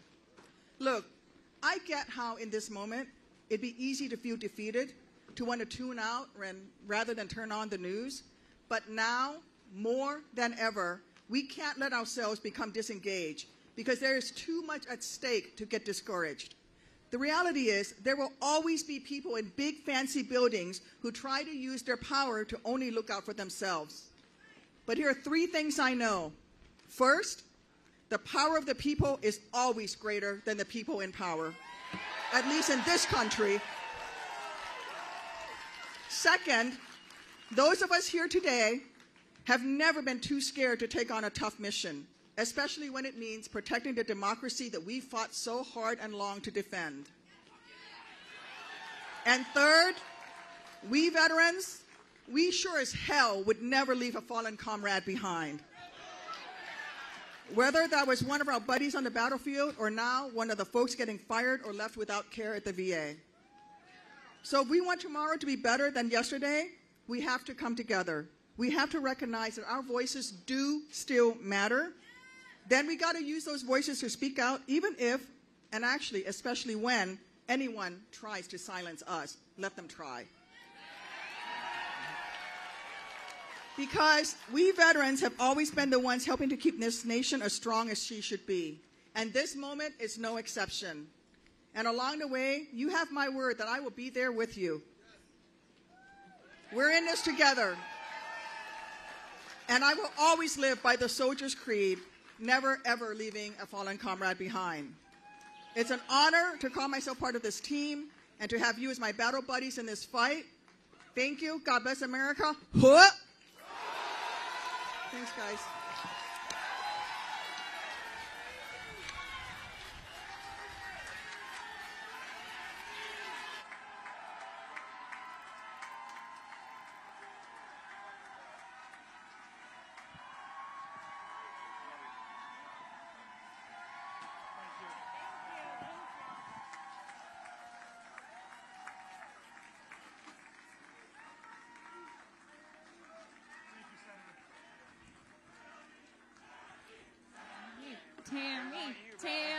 Tammy.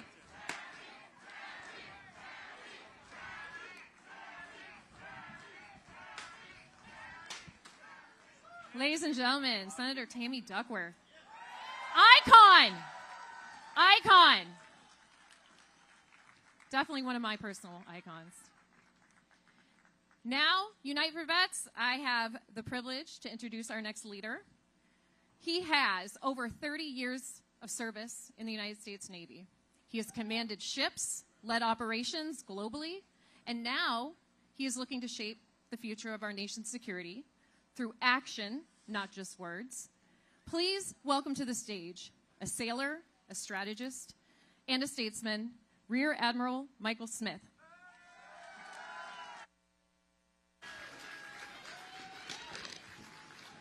Good afternoon. My name is Mike Smith. I'm the founder and president of National Security Leaders for America. We're a bipartisan pro-democracy organization that's made up of over 1,300 retired admirals and generals and senior enlisted, former ambassadors and cabinet secretaries and senior executives. Collectively, our members represent centuries of service to this country.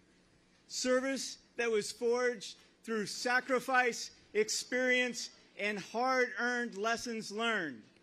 And the most important of those lessons is this: when a nation breaks its promises with its veterans, it does more than betray its values. It weakens its security, and it undermines the readiness of its future armed forces. This is not an academic discussion for me. I stand here not only as a retired Rear Admiral. More importantly, I'm the son of a Vietnam veteran. I'm the son-in-law, the nephew, the brother-in-law, and the brother of Navy and Marine Corps veterans. Like many of you here, my life was shaped by the service and sacrifice of generations of veterans.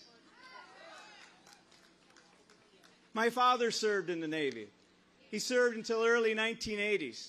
I remember when I was at the Naval Academy, I called him to talk to him about fleet readiness for his ships for a paper I was writing. The answers to his questions were sobering. His ships were undermanned, they were underfunded, and they were struggling. It wasn't due to the commitment of its sailors. It wasn't due to poor leadership. It's because the nation had turned its back on veterans. The public mood after Vietnam had shifted, and support for the military had faded. That conversation stayed with me. It was my first personal introduction to a national trend that unfortunately we've seen repeat over and over again. Our veterans return from Korea to silence. They return from Vietnam to scorn. These men and women didn't ask for parades. They needed care and opportunity and dignity. Instead, they were forgotten.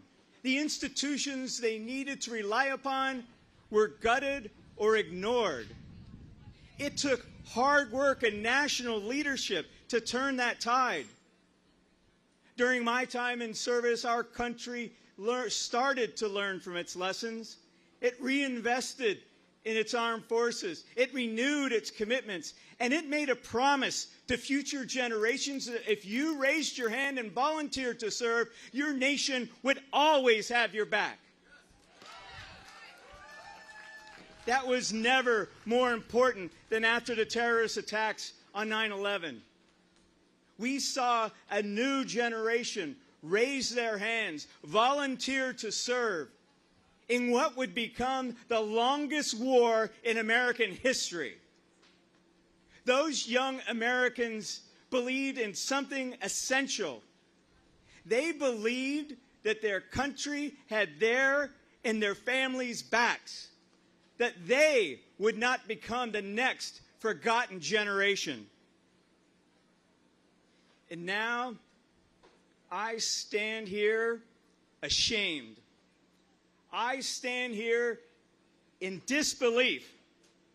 I stand here shaking in rage because it appears our country is once again going to break its promises.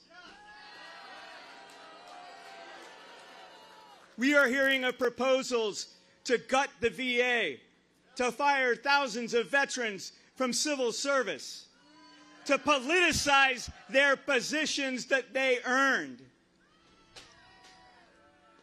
We're seeing the slow erosion of support being replaced by indifference, or worse, contempt.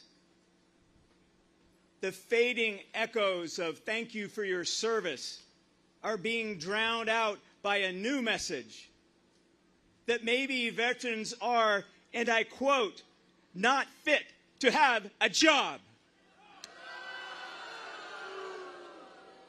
If together we can't stop this now, we risk repeating the mistakes we swore we would never make again. You know, after World War I, General John Pershing said of the fallen, "Time must not dim the glory of their deeds." That quote must apply not only to those who gave the ultimate sacrifice, it must apply to those who've gone into harm's way. Let us not forget. Let us not repeat history's failures. And together, let us ensure that time does not dim the glory and the obligations their deeds demand.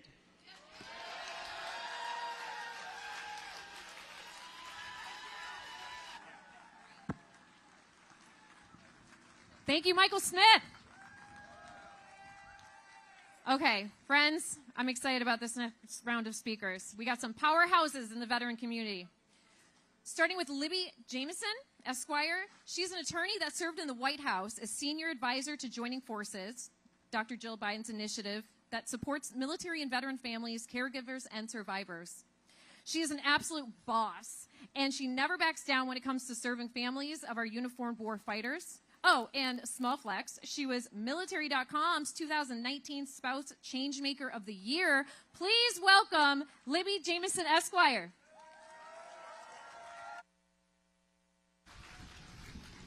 Wow. Thank you, Kate, for that lovely introduction. I should also add that I grew up as a proud Navy spouse and spent 20 years, or grew up as a proud Navy brat and spent 20 years as a Navy spouse. So go Navy. Thank you all for sticking around.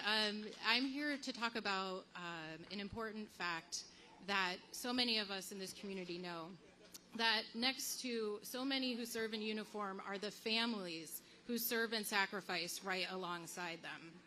For many of us, there's a common thread. You move to a new place, find a new job, new school, new friends, and just when you start to settle in, there's a new set of orders, and it's time to do it all over again. It is exhausting, am I right, families? So let's talk about what the numbers show. A 20% unemployment rate for active duty spouses. 1 in 5 military spouses cannot find a job, and it's not because they're unqualified.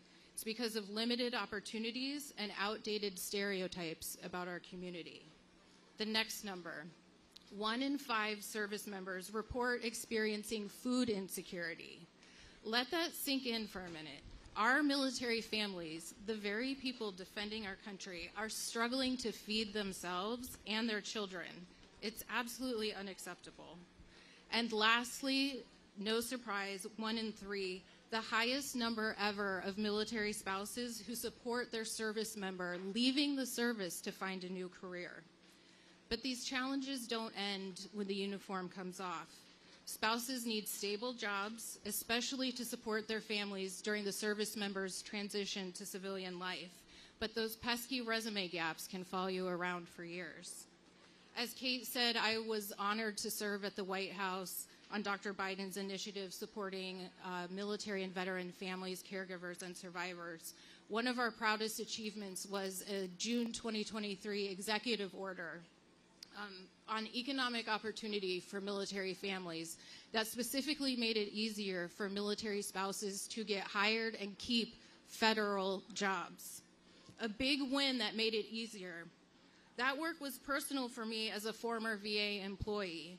A federal job was a game changer for me.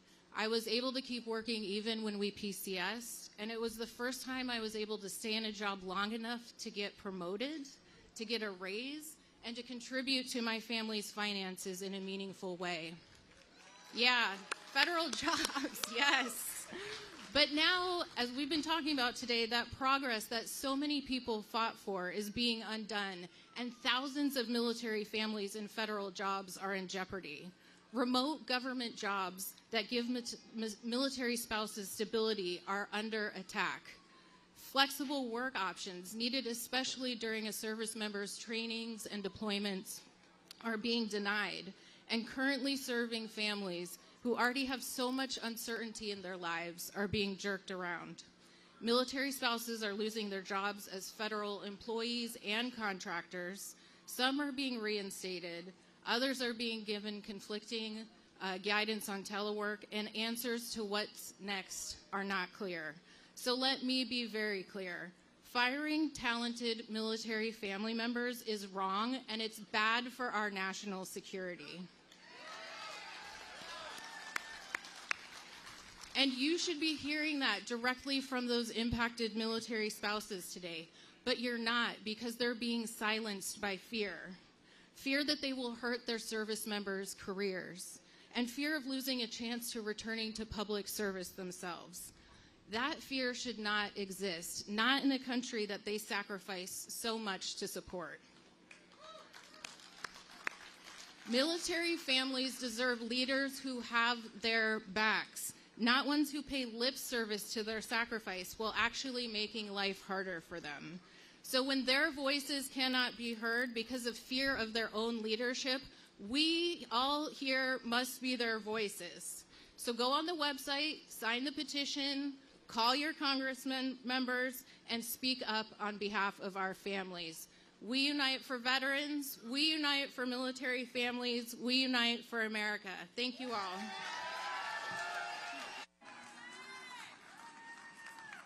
Thank you, Libby. Okay, this next speaker is Kayla Williams. She's a combat veteran, an author, a former VA leader. Yes, we know, a lot of people know. And one of the most powerful voices for military families in America. Kayla served in Iraq, and then she came home, and she never stopped serving, helping lift up other female fellow veterans. Thank you, sister. And demanding a system that sees us all. Please welcome the fearless and brilliant Kayla Williams.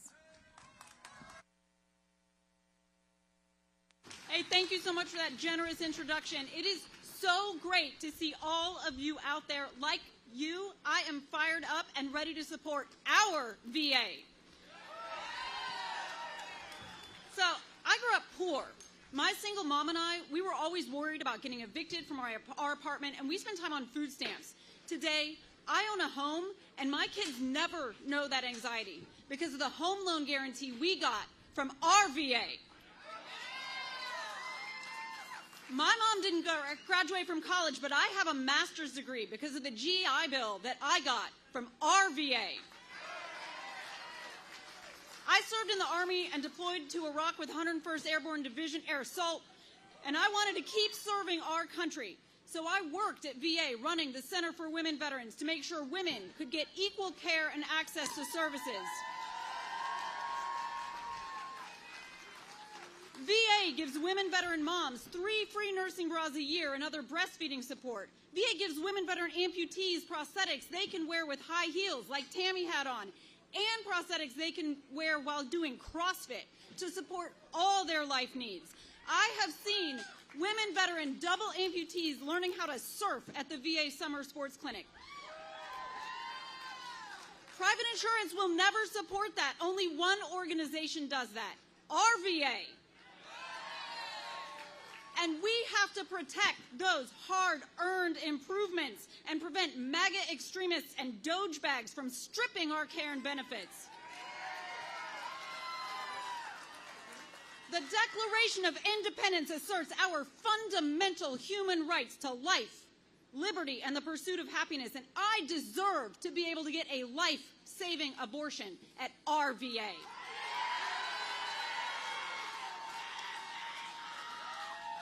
But listen, I have to admit, VA doesn't just provide care for women. My husband sustained a penetrating TBI in Iraq from a roadside bomb. Shrapnel pierced his skull and went into his brain.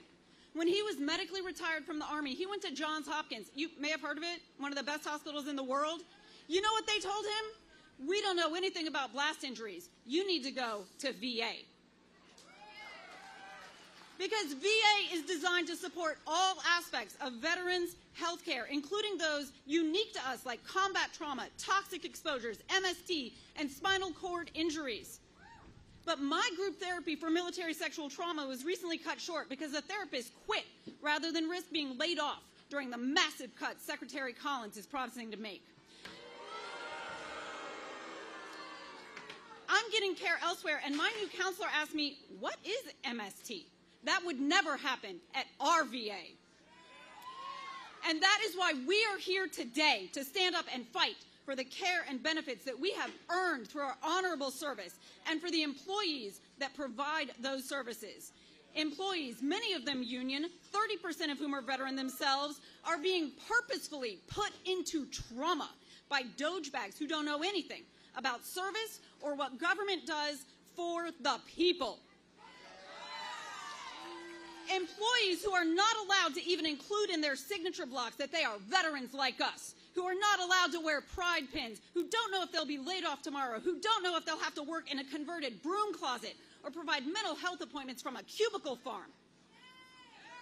We are here to ensure that veterans of the next war come home to a system where they can get high-quality, evidence-based, culturally competent care and benefits and burial. Our VA. They want to turn VA into an insurance card and force us to get care in the community, even though that care is lower quality and even though rural hospitals are closing all over the country. We deserve a system where veterans can get comprehensive, integrated care and peer support, and where caregivers get support. A system conducting groundbreaking research that helps everyone, like the first liver transplant, the pacemaker, the nicotine patch, one that trains 80% of doctors and provides a backstop to the entire U.S. healthcare system in times of crisis. That system is our VA.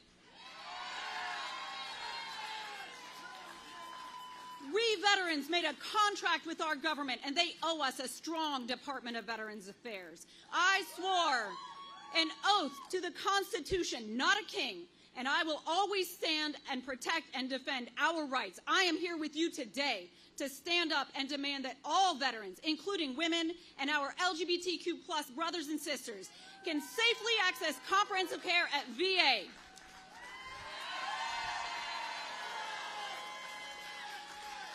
All right, so what can you do? You need to get involved and stay involved. Use your voice for good. Engage in grassroots movements. Join a VSO. Volunteer. Call your members of Congress. Contact all your elected officials and make sure they know that you vote. Thank you and have a great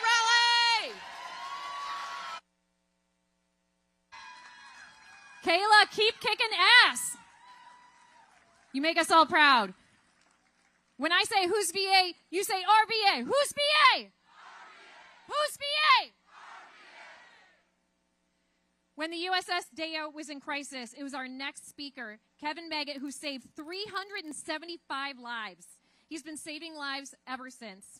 From leading homeless veterans programs to commanding the Bronx chapter of NAV Vets, Kevin fights for those still struggling in silence. He's living proof that service never stops. Please give it up for Kevin Meggett.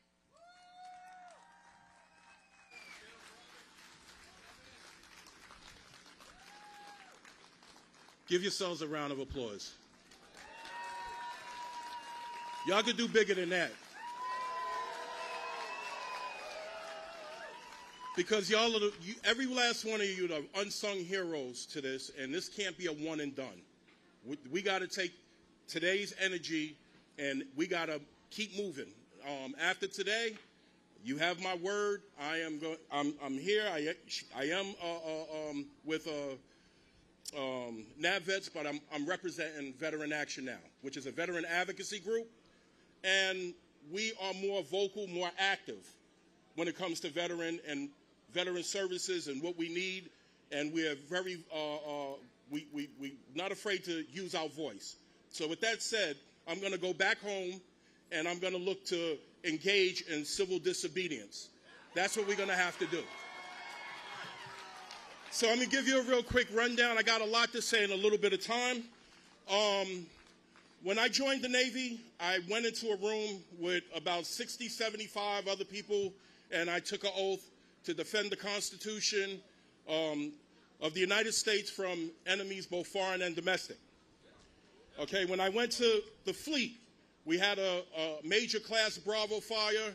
I was on a Spirits class destroyer called the USS Dale.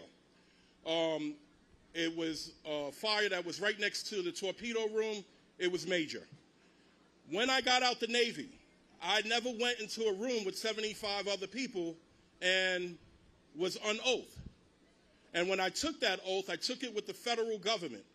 So with that said, I don't want my services to come from Tesla or Starbucks or Walmart or McDonald's. I don't have a connection. I have a connection to the federal government, and I want us to fight to keep that connection because that's who we decided to fight for, this government.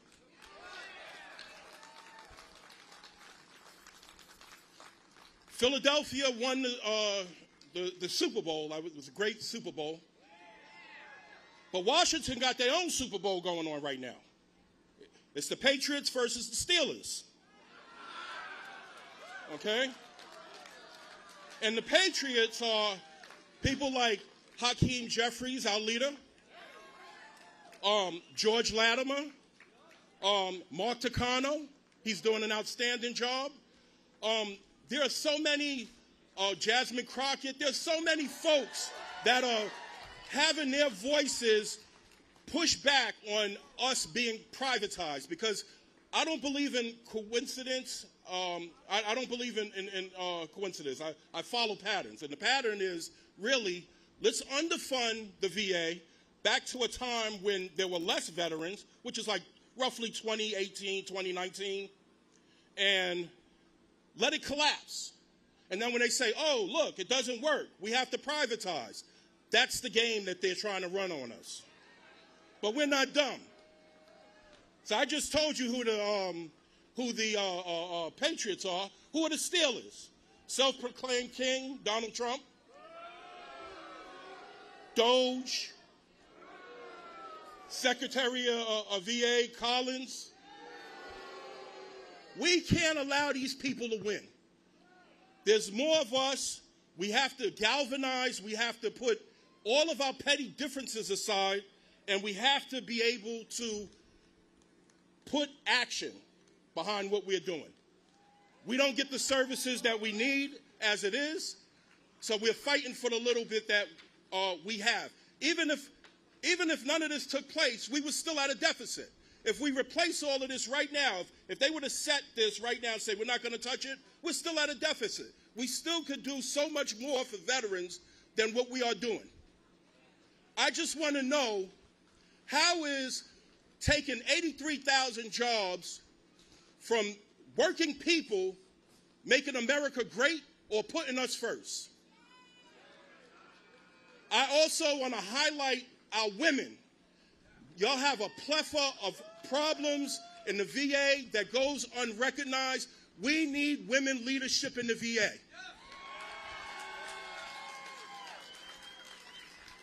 With that said, I really want to highlight a couple of unsung heroes from my home, New York. Asha Castleberry Hernandez, she's still serving in the Army. She's a national security expert and a world-recognized leader. And veterans not being taken care of is absolutely a national security threat. And if you're going to threaten us, you can't threaten us within. But this is a man that has nothing to lose. He's not going to run for re-election. He's just running this country into the dirt. And we got to make sure we stand strong and protect what is ours. With that, I'm going to yield my time. God bless you, and God bless America. Thank you, Kevin. Okay, next up, we have an Air Force veteran, a mom of 3, and a fighter for working American families. When the system tried to push her down, she stood up taller and turned her pain into purpose. That's just what us moms do, isn't it? Now she's running for office. Go, girl. Let's bring some more compassion courage and justice back to our government. Let's hear it for Shanice Mundell.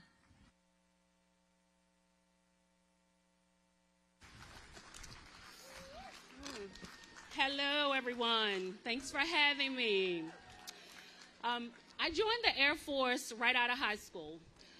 My mother was a single parent, and we didn't have money for me to go to college. So after a short enlistment, I was honorably discharged and went into the private sector. As a veteran, I was able to use my benefits to purchase a house as a single mom and raise 3 kids, 3 beautiful kids that are thriving right now. I've never had to use any other VA benefits because of the jobs that I held previously. In August of last year, I took a leap of faith and decided to join the federal workforce to continue on as a civil servant. I was so excited after that process, and I was ready to start a new career as a federal employee. But on February 13th, I was fired by this administration through a pre-recorded video call. I had 30 minutes to gather up my things, say goodbye to my colleagues, and I had my access terminated. The last 3.5 months have been a roller coaster ride. Whiplash. I've been fired, rehired, brought back on admin leave with pay. Now I'm on leave without pay, a total disregard of the court order. I have gone through all the stages of grief. Right now, I'm pissed off. You know, veterans fought for this country, and to be treated this way by the administration and the American people is so disheartening. With all the firings right now, now is not the time to be cutting any veterans programs. We're going to need them more than ever. I'm going to keep shining light on the situation and tell my story, your story, our story. We deserve better. We raised our hands and took an oath to protect this country, something the current occupant of the People's House refused to do. I am in this fight for the long haul, and hopefully my name will be on a ballot in the near future. With God, I know all things are possible. I'm going to fight for democracy because when we fight, we win.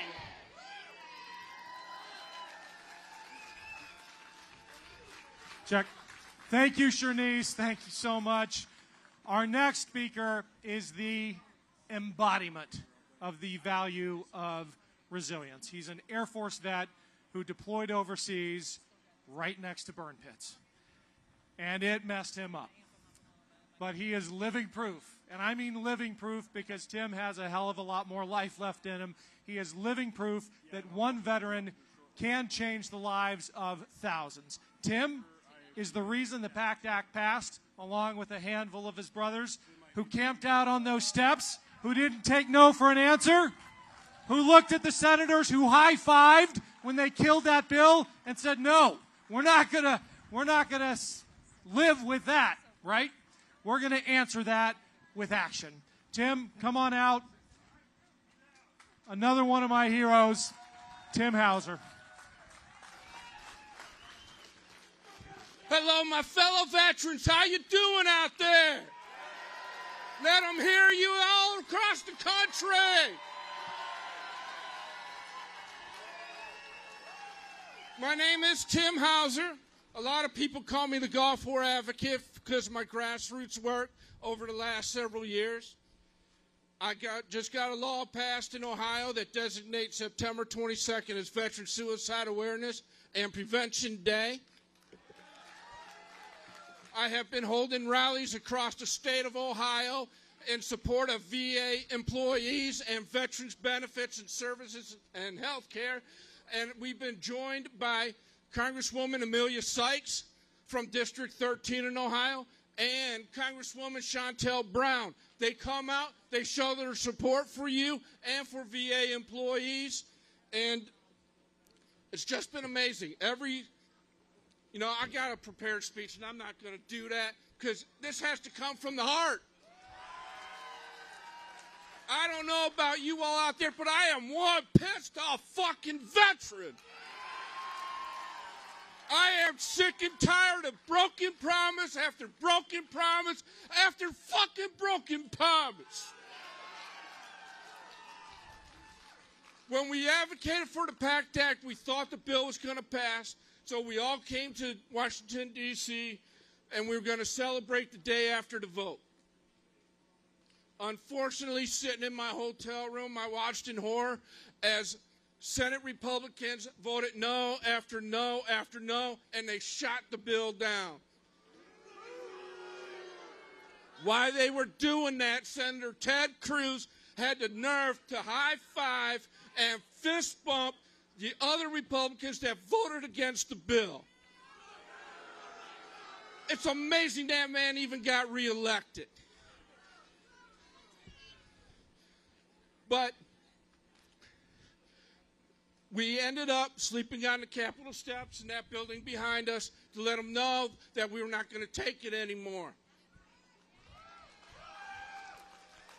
So we called out those senators, and we finally got the bill passed, and President Biden signed the bill several weeks later.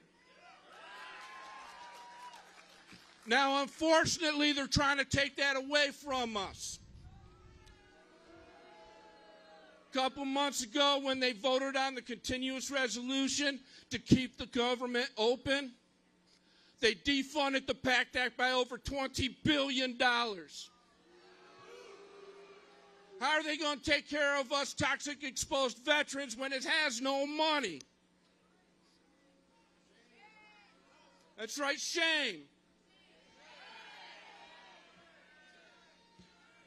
But I'm here to ask a big, huge favor of you all.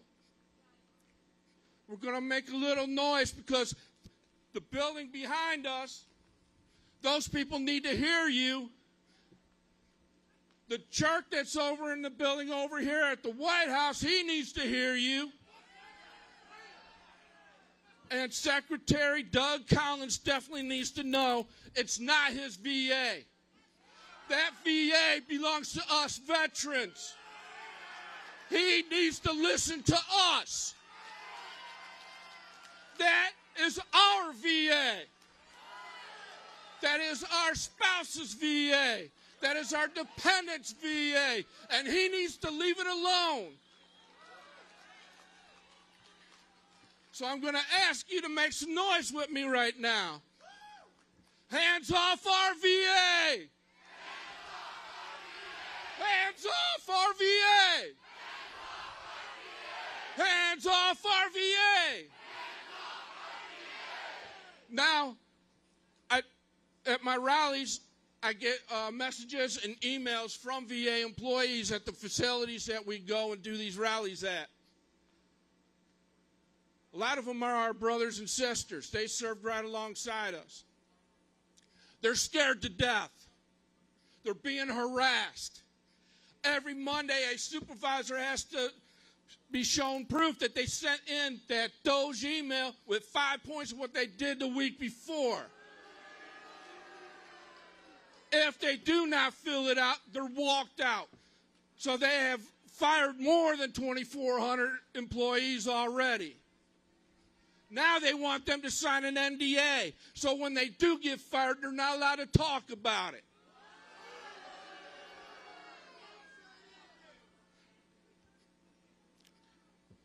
You know, when they nominated Doug Collins to become VA Secretary, I'm like, great, we got a veteran in there finally.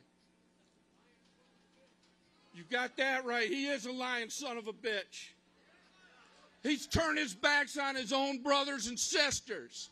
He does not deserve to have that job. So one more time, let's make some noise. Let them hear you. I want them to know across this country that they can no longer do budget cuts on the backs of veterans. We're not going to take it anymore. So hands off our VA.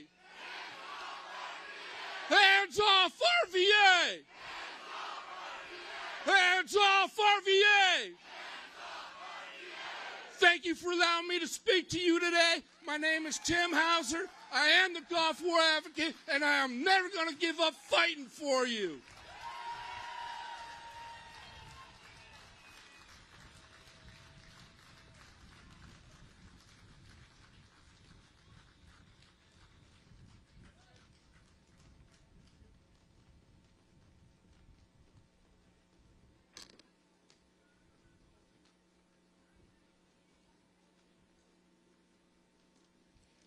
Good afternoon. My name is Caitlin Yancey. I'm a Navy veteran, a veteran spouse, mother of 4, and the Director of Membership Programs at Iraq and Afghanistan Veterans of America. I'm honored to be here today on behalf of IAVA, an organization driven by the voices, experiences, and leadership of our post-9/11 veterans. Today, I want to talk about something central to who we are at IAVA, our cavalry. The IAVA Cavalry is a group of dedicated leaders from across the country. These men and women don't just raise their hands when we ask for help, they lead.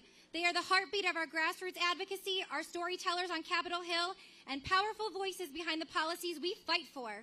These veterans have deployed overseas, returned home, and continue serving, not just in our communities, but not just their communities, but every veteran in America. They represent the diversity, strength, and courage of our generation of warriors. And today, you're going to hear directly from 5 of them. Each speaker you'll hear from has the unique story, but their voices echo the shared fight we're all here for: care, accountability, and respect for every veteran. Please join me in welcoming Christina Schauer, an Army veteran and fierce advocate for women warriors; Michael Matos, a Coast Guard veteran whose passion for post-military transition support has lifted him as a leading voice for veterans in New York City; Stephen Mandilli, an Army veteran whose advocacy has shaped policy in his home state of Massachusetts and beyond; Nadeem Yusuf, an Afghan interpreter who later enlisted in the Marine Corps and brings the experience of navigating the special immigrant visa program to a national stage; and Ryan Britch, an Army veteran and experienced advocate who has spent over a decade researching the health impacts on the post-9/11 generation of veterans. These are the voices of our community. Listen closely, because they're not just telling the stories, they're fighting for change.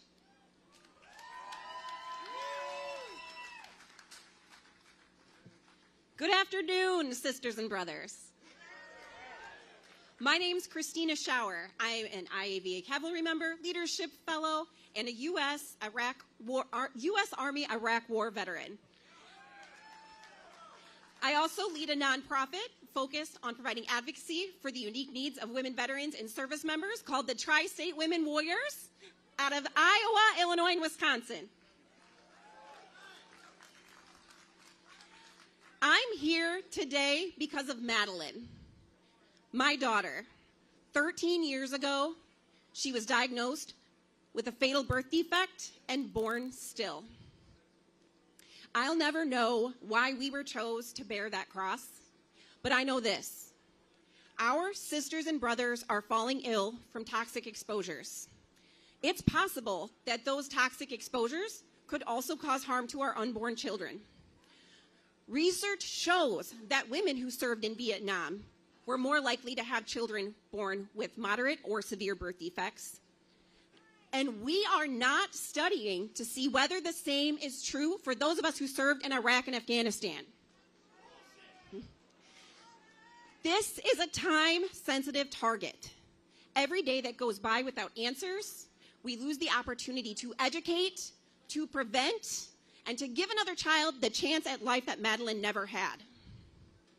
And when we start scrubbing research grants for DEI terms like female and women, and when we talk about cutting over 80,000 positions from the VA, I don't feel confident that we're going to get those answers before the window of opportunity has completely closed.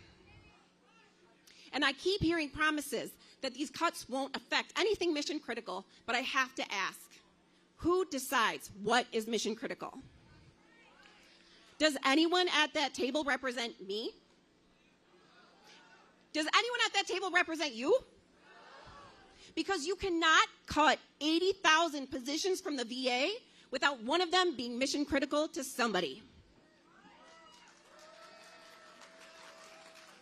And when we start calling words like equity and inclusion divisive, you can rest assured that those who are already underrepresented will suffer the most. Now, I care a lot about women veteran research, but the scope of this goes far beyond that. So today, we unite.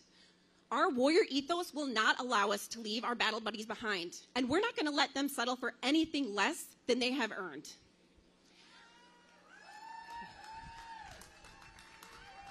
The work we are doing here today is some of the most mission-critical work we will ever do. Let Madeline's legacy, her brief life, provide, oh my goodness. That was what I was going to bring home. Let me try again.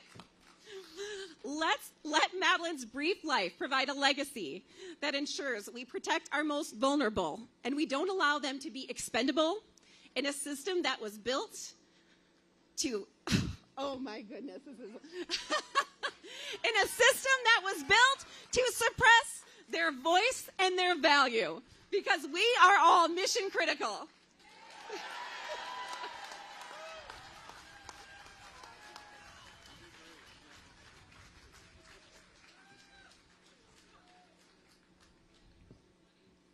Is this not the land of the free because of the brave? Then why does it feel like this administration has forgotten that? My name is Michael Matos. I'm a Coast Guard veteran from Brooklyn, New York, where as we speak, the VA homelessness rehabilitation program has been frozen, leaving members of our community without the support they need. But thank you for your service, right? Just as we successfully passed the PACT Act and increased staffing to handle the influx of disability claims, this administration wants to cut 80,000 jobs at the VA. But thank you for your service, right? Just as we close the 90-10 loophole to prevent private institutions from preying upon our education benefits, this administration wants to reopen it. But thank you for your service, right? Is this how we're making America great? We can't even keep our promises to our Afghan allies who risked their lives protecting our service members for 20 years of combat. Is this what we stand for as a nation? A little over a decade ago, I made a promise to protect our communities and our people here in the United States. And I know every single one of you here has made that same promise. So I ask you now to do the following once you leave this rally in continued service. I want you to look up who represents you in Congress, and I want you to share the following message. Share the following message. You will not use us as campaign marketing every 4 years and then abandon us once the ballots are counted. You will not glorify us in the streets and then condemn us behind closed doors. You will not unravel the Constitution and trample upon the liberties it protects, regardless of citizenship. And above all else, I want you to let them know that despite their hopes for us dying off and saving them the economic responsibility of 20 years of war, we're still here!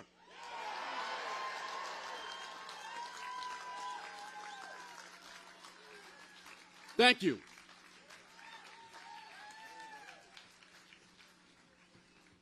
Hello, thank you everyone for sticking around. Thank you for everyone watching at home. I want to thank all the volunteers that are here today. You guys did an incredible job throughout the day. Thank you so much. My name is Stephen Mandilli. Over the years, I've been called many things, but the titles I held closest to my heart are husband, father, veteran, and survivor. Today, I want to focus on the last two, being a veteran and a survivor. I've been diagnosed and received treatment for depression, anxiety, and post-traumatic stress disorders. I'm one of tens of millions of people who are affected by mental illness, doing my best to heal, grow, create, laugh, love, and inspire every day. My mental health journey began in 2005 in Iraq after a sustaining spinal cord injury that flipped my life upside down. For a decade, all I could focus on was pain, the chronic physical pain and the chronic mental pain of the abilities and the future that I lost. So I was prescribed medications, including many benzodiazepines and opioids. I was full of anger, hate, and resentment. I had many rageful and manic episodes where I'd yell at people for looking at me. I would smash and break things. I would headbutt walls and doors. I got into fistfights with strangers. I would get so confused, constantly getting lost when I would leave my house and just cry for hours. One night I decided I didn't want to do this anymore, so I attempted suicide. Fortunately, I choked on the fentanyl, the oxycodone, the Xanax, the Ambien I tried swallowing. The first difficult step was accepting that I had a mental health issue, but the most challenging step was asking for help. Many healthcare professionals and people in recovery understand that sustainable healing and recovery cannot begin until someone is truly ready and committed to change. I approached my primary care doctor at the VA about my plan to stop taking medications I had been prescribed and replace them with medical cannabis. She put her job on the line by defying VA policy, postponing mandatory urinalysis testing to support me while I tapered off those medications and transitioned to cannabis. Over the course of the decade, I had been prescribed 57 different medications, including 8 opioids. The withdrawals were hell, but in just 5 months, I was completely off all of them. And my doctor explained that I was her first patient.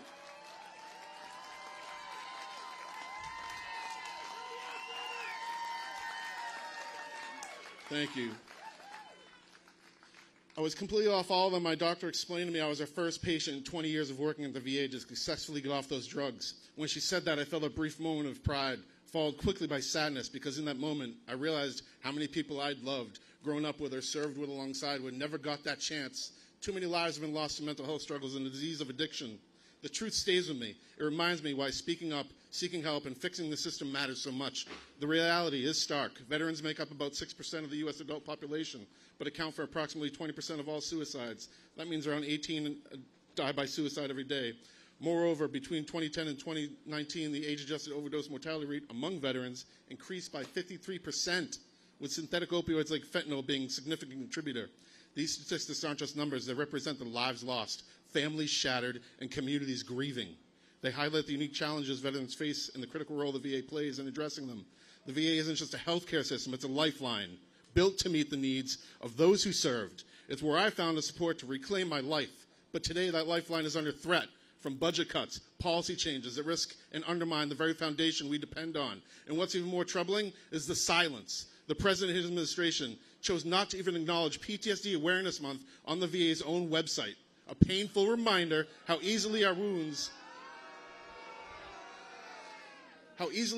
are stigmatized and ignored when they're invisible. For millions of veterans still fighting the battle inside, that kind of neglect sends a dangerous message that our pain doesn't matter. As veterans, we must stand united to protect and strengthen the VA.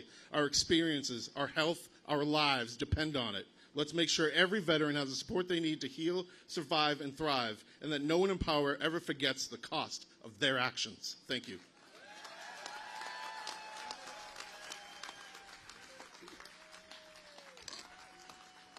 Good afternoon, ladies and gentlemen. My name is Nadim Yousefi. I'm a prior service, Marine Corps. Semper Fi. I'm currently serving in the reserves.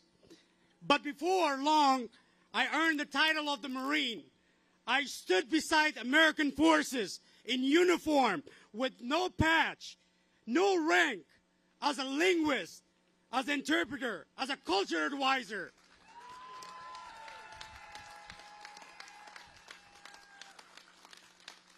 I worked with the Department of State Drug Enforcement Administration as an interpreter from 2010 to 2015.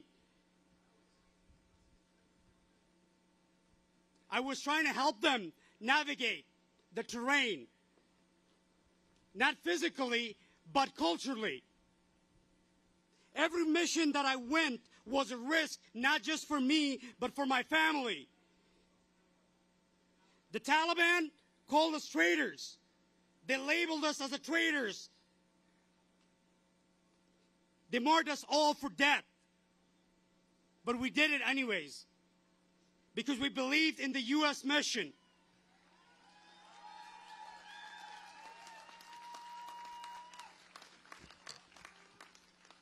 We believed in the promise in 2015. I was one of the lucky ones that I got here through SIV, Special Immigration Visa. I started a new life out of a gratitude for what this country has given me, a second chance. But not everyone who served beside me was fortunate as me. Since the U.S. hasty withdrawal from Afghanistan in 2021, thousands of former interpreters, contractors, local partners have left behind. They are hiding. They're being haunted every day. Their children are growing in fear simply because their parents believe in the United States. We made promise to protect those who protect us, but now that promise is broken. What does it say about the nation if we leave our allies behind? What message do we send to the world, to the next local partner or the next conflict zone if we do not finish what we started?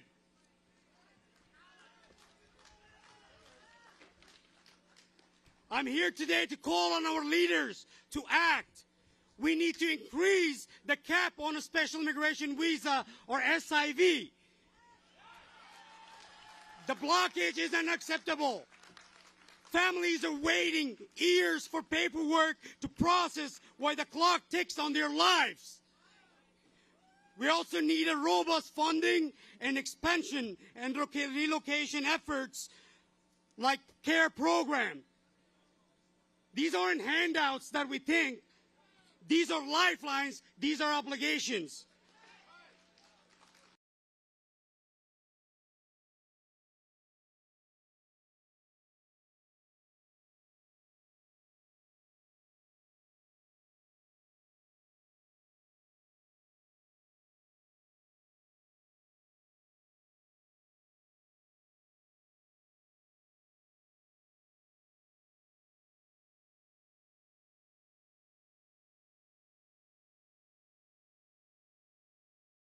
All veterans here, I know many of you feel the same. I have spoken with many Marines, soldiers, sailors, knowing about their interpreters are still over there. Some of them have been trying to get their friends out for years, making calls, writing letters, raising money. They're doing their part. Now it's time for our government to do the same. Thank you. Semper Fi. All right, can we make some noise for all of our civil servants? In the last 4 months, federal employees have been called saboteurs, fraudsters, liars, cheats, swamp creatures infested with ticks. Civil servants have been labeled worthless parasites and stigmatized as morally inferior to real Americans. This poisonous rhetoric will spread fear, blame, and divisiveness. This administration has adopted a policy of demonization, peddling the idea that federal employees are shameful and lazy. This tactic of dehumanization is as old as time, favored by despots as it creates a mental loophole in our psyche, allowing us to harm others. This administration has taken a chainsaw to the lives of fellow citizens who have sworn an oath to protect the Constitution, blindly firing federal employees, leaving pregnant mothers without a source of income to support their children, cancer patients without health care insurance, and robbed thousands of disabled veterans of their sense of purpose. The truth is that our civil servants are hardworking and dedicated Americans whose disparate tasks keep this country safe and running smoothly. Over a third are veterans because the same values that drive Americans to serve in the military drive them to continued service after they take their uniforms off. Having been a soldier and a veterans advocate, I have experienced VA healthcare firsthand and advocated on how to improve it on Capitol Hill. I've experienced the benefits of trauma-focused psychotherapy for PTSD and have spent countless hours studying the reports comparing VA and private sector health care. The fact is, VA offers higher quality and more culturally competent care than the private sector can. VA also has shorter wait times, is leaner, and costs less. VA is a system worth saving. Today, VA is facing its greatest threat yet. Secretary Doug Collins, an election-denying used car salesman. In February, without any staff input, Collins cut hundreds of VA contracts and said they were just for PowerPoint and meeting minutes. These critical contracts are actually directly related to patient safety and included Legionella testing and the sterilization of surgical equipment.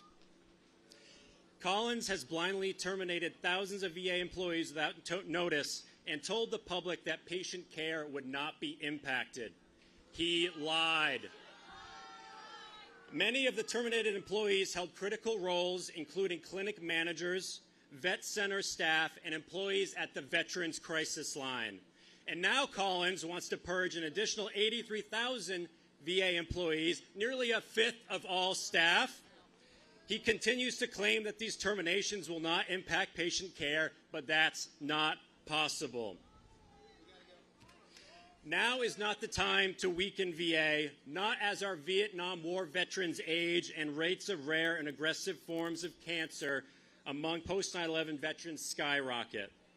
Congress needs to reclaim their oversight powers and ensure Collins fulfills Lincoln's promise, our most sacred task. Secretary Collins, quit scaring the veterans.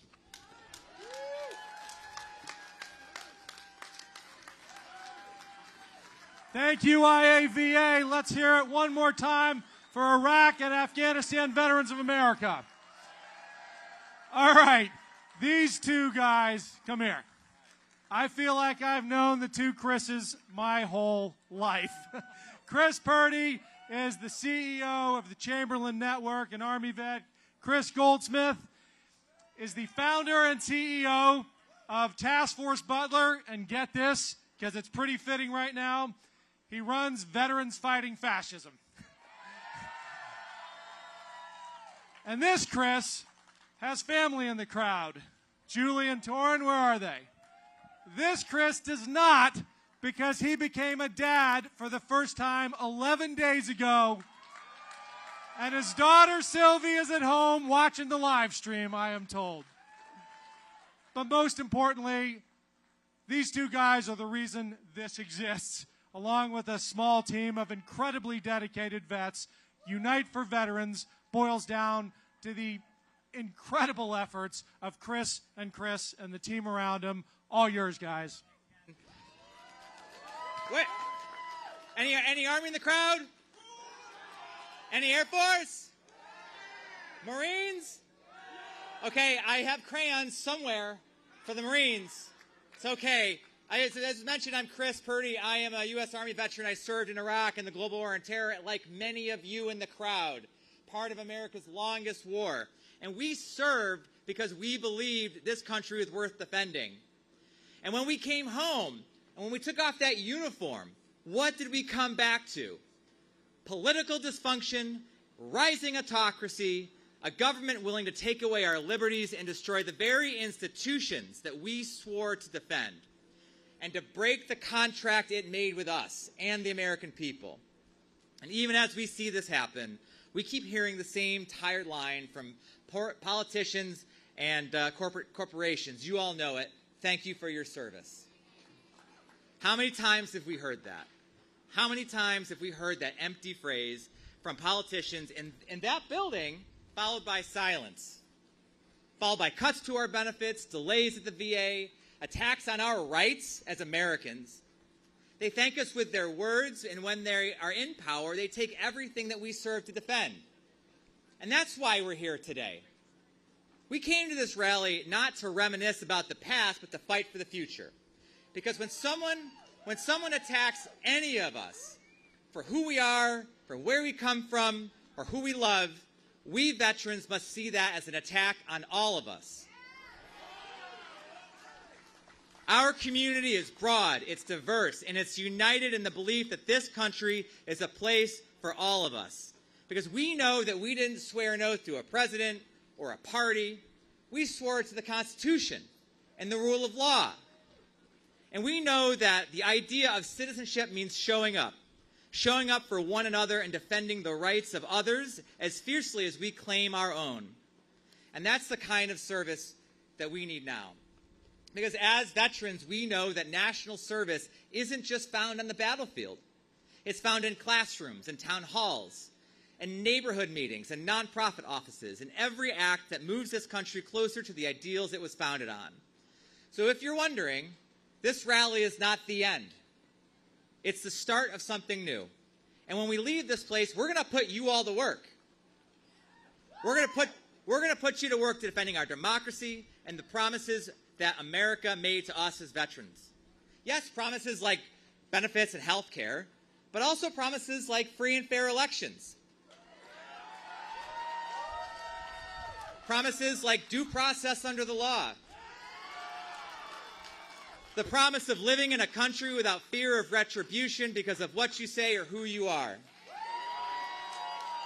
So we are going to mobilize veteran organizations at every level to defend our democracy and our communities. So if you are a local organization who wants to be connected with veterans, join us. If you are a veteran who wants to be part of a national movement that supports American ideals, join us. And if you're a community member who's never wore the uniform, but still believes in service and wants to stand alongside us, then join us. In the coming days, we're going to be putting out the call to grow this coalition, and we'll be ready to put your experience, your leadership, and your voice to work where it's needed most, right back in the heart of your own communities. And so, as was mentioned earlier, I want to pass it over to my friend Chris Goldsmith, who has been in the front line of this fight for years, a U.S. Army veteran, a watchdog for democracy, and a leader who knows how serious this moment is, and a new dad, Chris Goldsmith.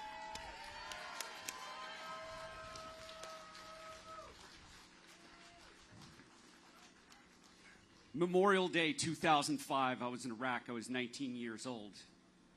I was 14 days off of exhuming a mass grave and photographing it. Memorial Day 2007, I had been stop-lost. My exit term is, my ETS date, my exit term of service date, turned into my new deployment date. I got about 4 months of warning between the stop-loss orders and what would have been the end of my enlistment. Memorial Day, I went out onto Soldiers Field on Fort Stewart, Georgia, and I took a handful of Percocet and a bottle of vodka, and I tried to go. They plant a tree in that field for every one of my brothers and sisters who've fallen from the 3rd Infantry Division. For that crime, I was kicked out of the Army with a less than honorable discharge, a general discharge. They stripped of me my GI Bill. I exited the Army into the Great Recession and was completely unemployable for years. It was the VA that helped put me back together. Now, it was a long and hard 5 years where I was in crisis. But it didn't matter if I showed up without an appointment. If I went to my VA and I said I needed to talk to somebody, my doctor would skip his lunch and make sure that he saw me right then and there. Because of the Department of Veterans Affairs and their healthcare system and the flexibility that my VA doctors had, even when the VA was not doing so great in 2008, 2009. It was underfunded. It was understaffed. Iraq and Afghanistan veterans were just getting out. Vietnam veterans were aging. World War II veterans were still filling the hospitals. The people who worked at the VA genuinely cared about my existence. And that is why, on Memorial Day of 2025, Sylvie Faye Goldsmith was born.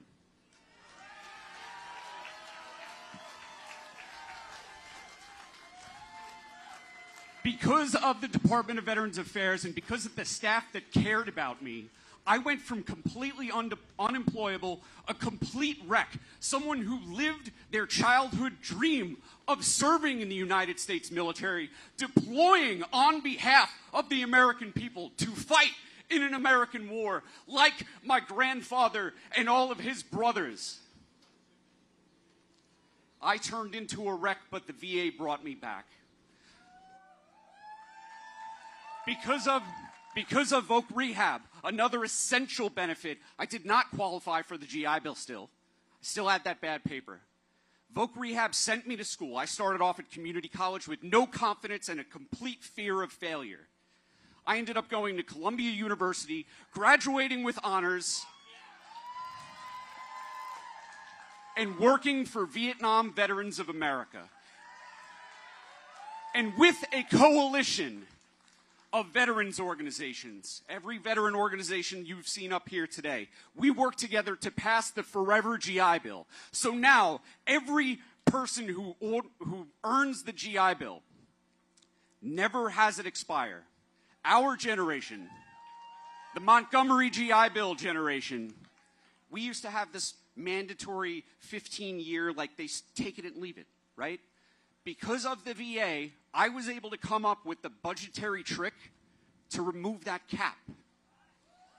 Because of the VA, my daughter was born. And because of you and the support of you showing up and doing the thing, I know that Unite for Veterans is just at the beginning of accomplishing great things. I want you to look to your left and to your right now. The crowd has thinned out a little bit, and that's okay. I'm not offended. I love the Dropkick Murphys. But these are the people who really give a shit.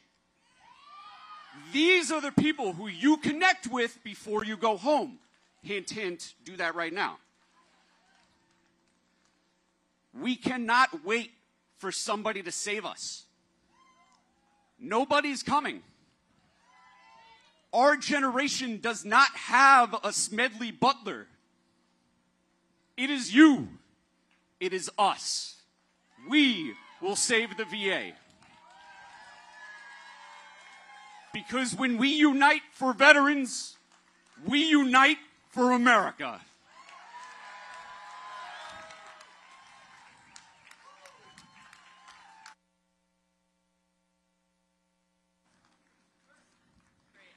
Okay, Rally family, how are we feeling? Love to hear it. Okay, our next two guests are proof that duty to country does not end with uniform or party lines. They may come from different sides of the aisle, but they share the same oath, the same courage, and the same commitment. Connor Lamb is a Marine Corps veteran, a former federal prosecutor, and a Pennsylvania congressman who always puts service and solutions ahead of sound bites. He fought for veterans, for workers, and for families with quiet strength and unshakable integrity. Adam Kinzinger is an Air Force veteran and an Illinois congressman who stand when it mattered most, defending democracy, calling out extremism, and putting principle over politics even when it came at a personal cost. These two public servants may have come from different parties, but they are walking the same path now, the path of truth, accountability, and unity. Please welcome these two patriots that remind us what real leadership looks like. Connor Lamb and Adam Kinzinger. Hey, what's up, everybody? Man, what a fired up crowd. This is great. Thank you so much. Listen, I know that you guys have had everybody tell you all the good reasons to do what you're doing. And I want to say thank you so much, because if anybody has any doubt about the future of this country, whether we'll get through any of these tough moments, I have no doubt, because all I have to do is look around. This is from the ground up. These are people that have said, we believe in our democracy, we believe in our veterans. One thing I want to do, though, because we've talked about a lot, one thing I want to do is talk about why this matters so much. So if you think back to the founding of this country, I want you to think back to the Revolution, right? To a bunch of people standing around saying, you know what, I think we can throw off the British crown. But every one of them had families, they had farms, they had lives, but they made a decision to put principles above what was convenient at that moment. And then you think through all the wars to the Civil War, when an entire generation of Americans stood up to free slaves and preserve the Union at incredible cost. And even after that, America persevered. It persevered through the First World War into the greatest generation, people like my grandfather, who stared down the Nazis in France, by the way, and who could never talk about it because of the damage that it took on him psychologically. And then I think about the Korean War. And if you ever wonder, by the way, what America means, just look at that satellite image of North and South Korea. And if you look at South Korea with the bright lights, you know what America and what freedom means to the world. And then I think about the Vietnam veterans, by the way, that generation. Those of you here that served in Vietnam, you have a special spot in every one of our hearts up here because of what you endured and persevered so we didn't have to. I think about the peacetime veterans. I think about the Cold War veterans, the Desert Storm veterans, the post 9/11 generation. And my point is this: in 250 years of American history, going through ups, going through downs, it leads us to this finite moment right here, where all these things have been put on different generations. All we're being asked to do is stand up and say we will not back down in the defense of our democracy. All we're being asked to do is to stand up for our veterans and say veterans are more important than tech oligarchs. Veterans are more important than people who want to use the government to make $1 billion. Veterans are the backbone of this country. And that's why this is important, because, ladies and gentlemen, this is not left versus right. This is not even Republican against Democrat. This is freedom and democracy and support for our veterans against those that don't appreciate it and those that would seek authoritarianism in our country. And we're going to say no to that, and we're going to say no loudly. So I just want to say to every one of you, keep your hopes up. Get out there. Go to buildings like behind us. Talk to your members of Congress. Talk to your senators. Let them know that we will not be silent because we all stand here together. It doesn't matter where we come from, what state we grew up in, what our ethnicity is, who we love, any of our background. The only thing that matters is we are proud Americans and we refuse to relent. Ladies and gentlemen, I'd like to introduce my friend Connor Lamb. Nicely done.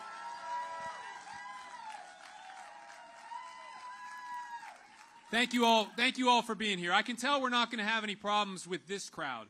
I will say, in my experience, sometimes it's a little hard to get veterans to speak up on their own behalf, isn't it?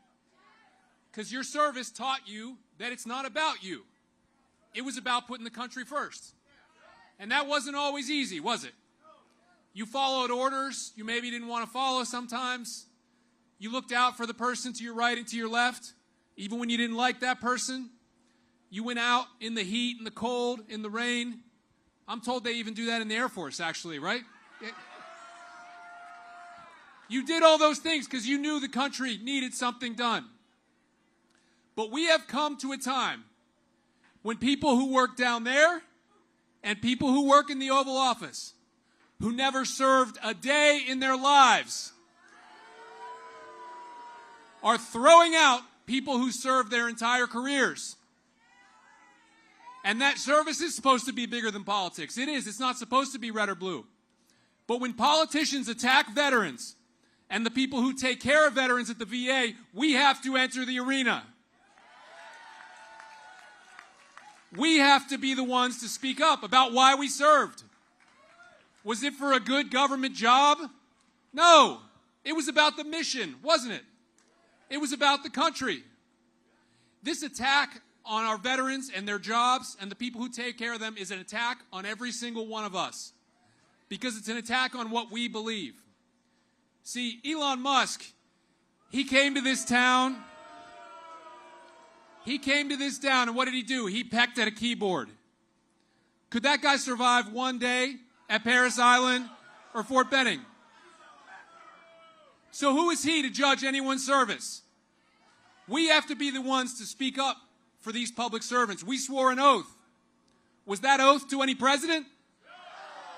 That oath was to the Constitution, which is there exactly for times like these, where people are in government not because they want to serve, but because they want power, and they think they're above the law. What they've done to these veterans is against the law. We swore to serve a government that follows the law, and our service continues. Does your oath continue? Yes, it does. And so it's incumbent upon every single one of us to stand up and say that. And these guys that think they're so powerful because they can fire veterans, they have no idea the power that veterans have as long as we stand together. You have seen your whole lives the power of what we believe in. You've seen how the military brings out the best in people, how real leaders build people up and teach them to leave no one behind, how real leaders set an example of things like honor and courage and commitment, things that are hard to find in the government these days. Hard to find when they rip up union contracts and they break promises to our veterans while they're getting rich. And the corruption, the dishonesty, they want you to think that's just how it works now. That's how things are. You tell me, are we going to accept that? This is a democracy last time I checked. So Adam and I want them to hear what you really think. We want them to hear you all the way at the Capitol. We want them to hear you in the Oval Office. And we want to send a message that's not red or blue, that's not Republican or Democrat, and it's bigger than whoever controls the Congress or whoever controls the Oval Office. So you tell me, should all those veterans that have been fired from the federal workforce get their jobs back so they can keep serving the country?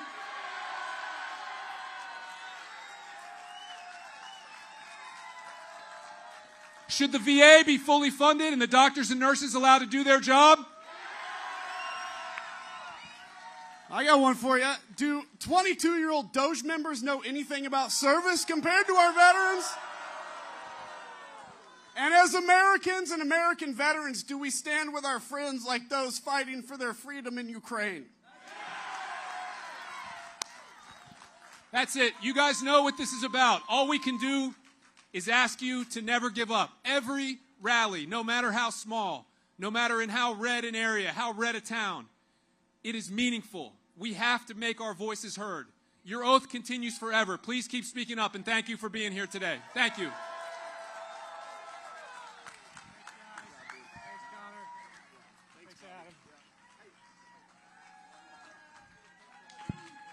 One more time for Connor and Adam.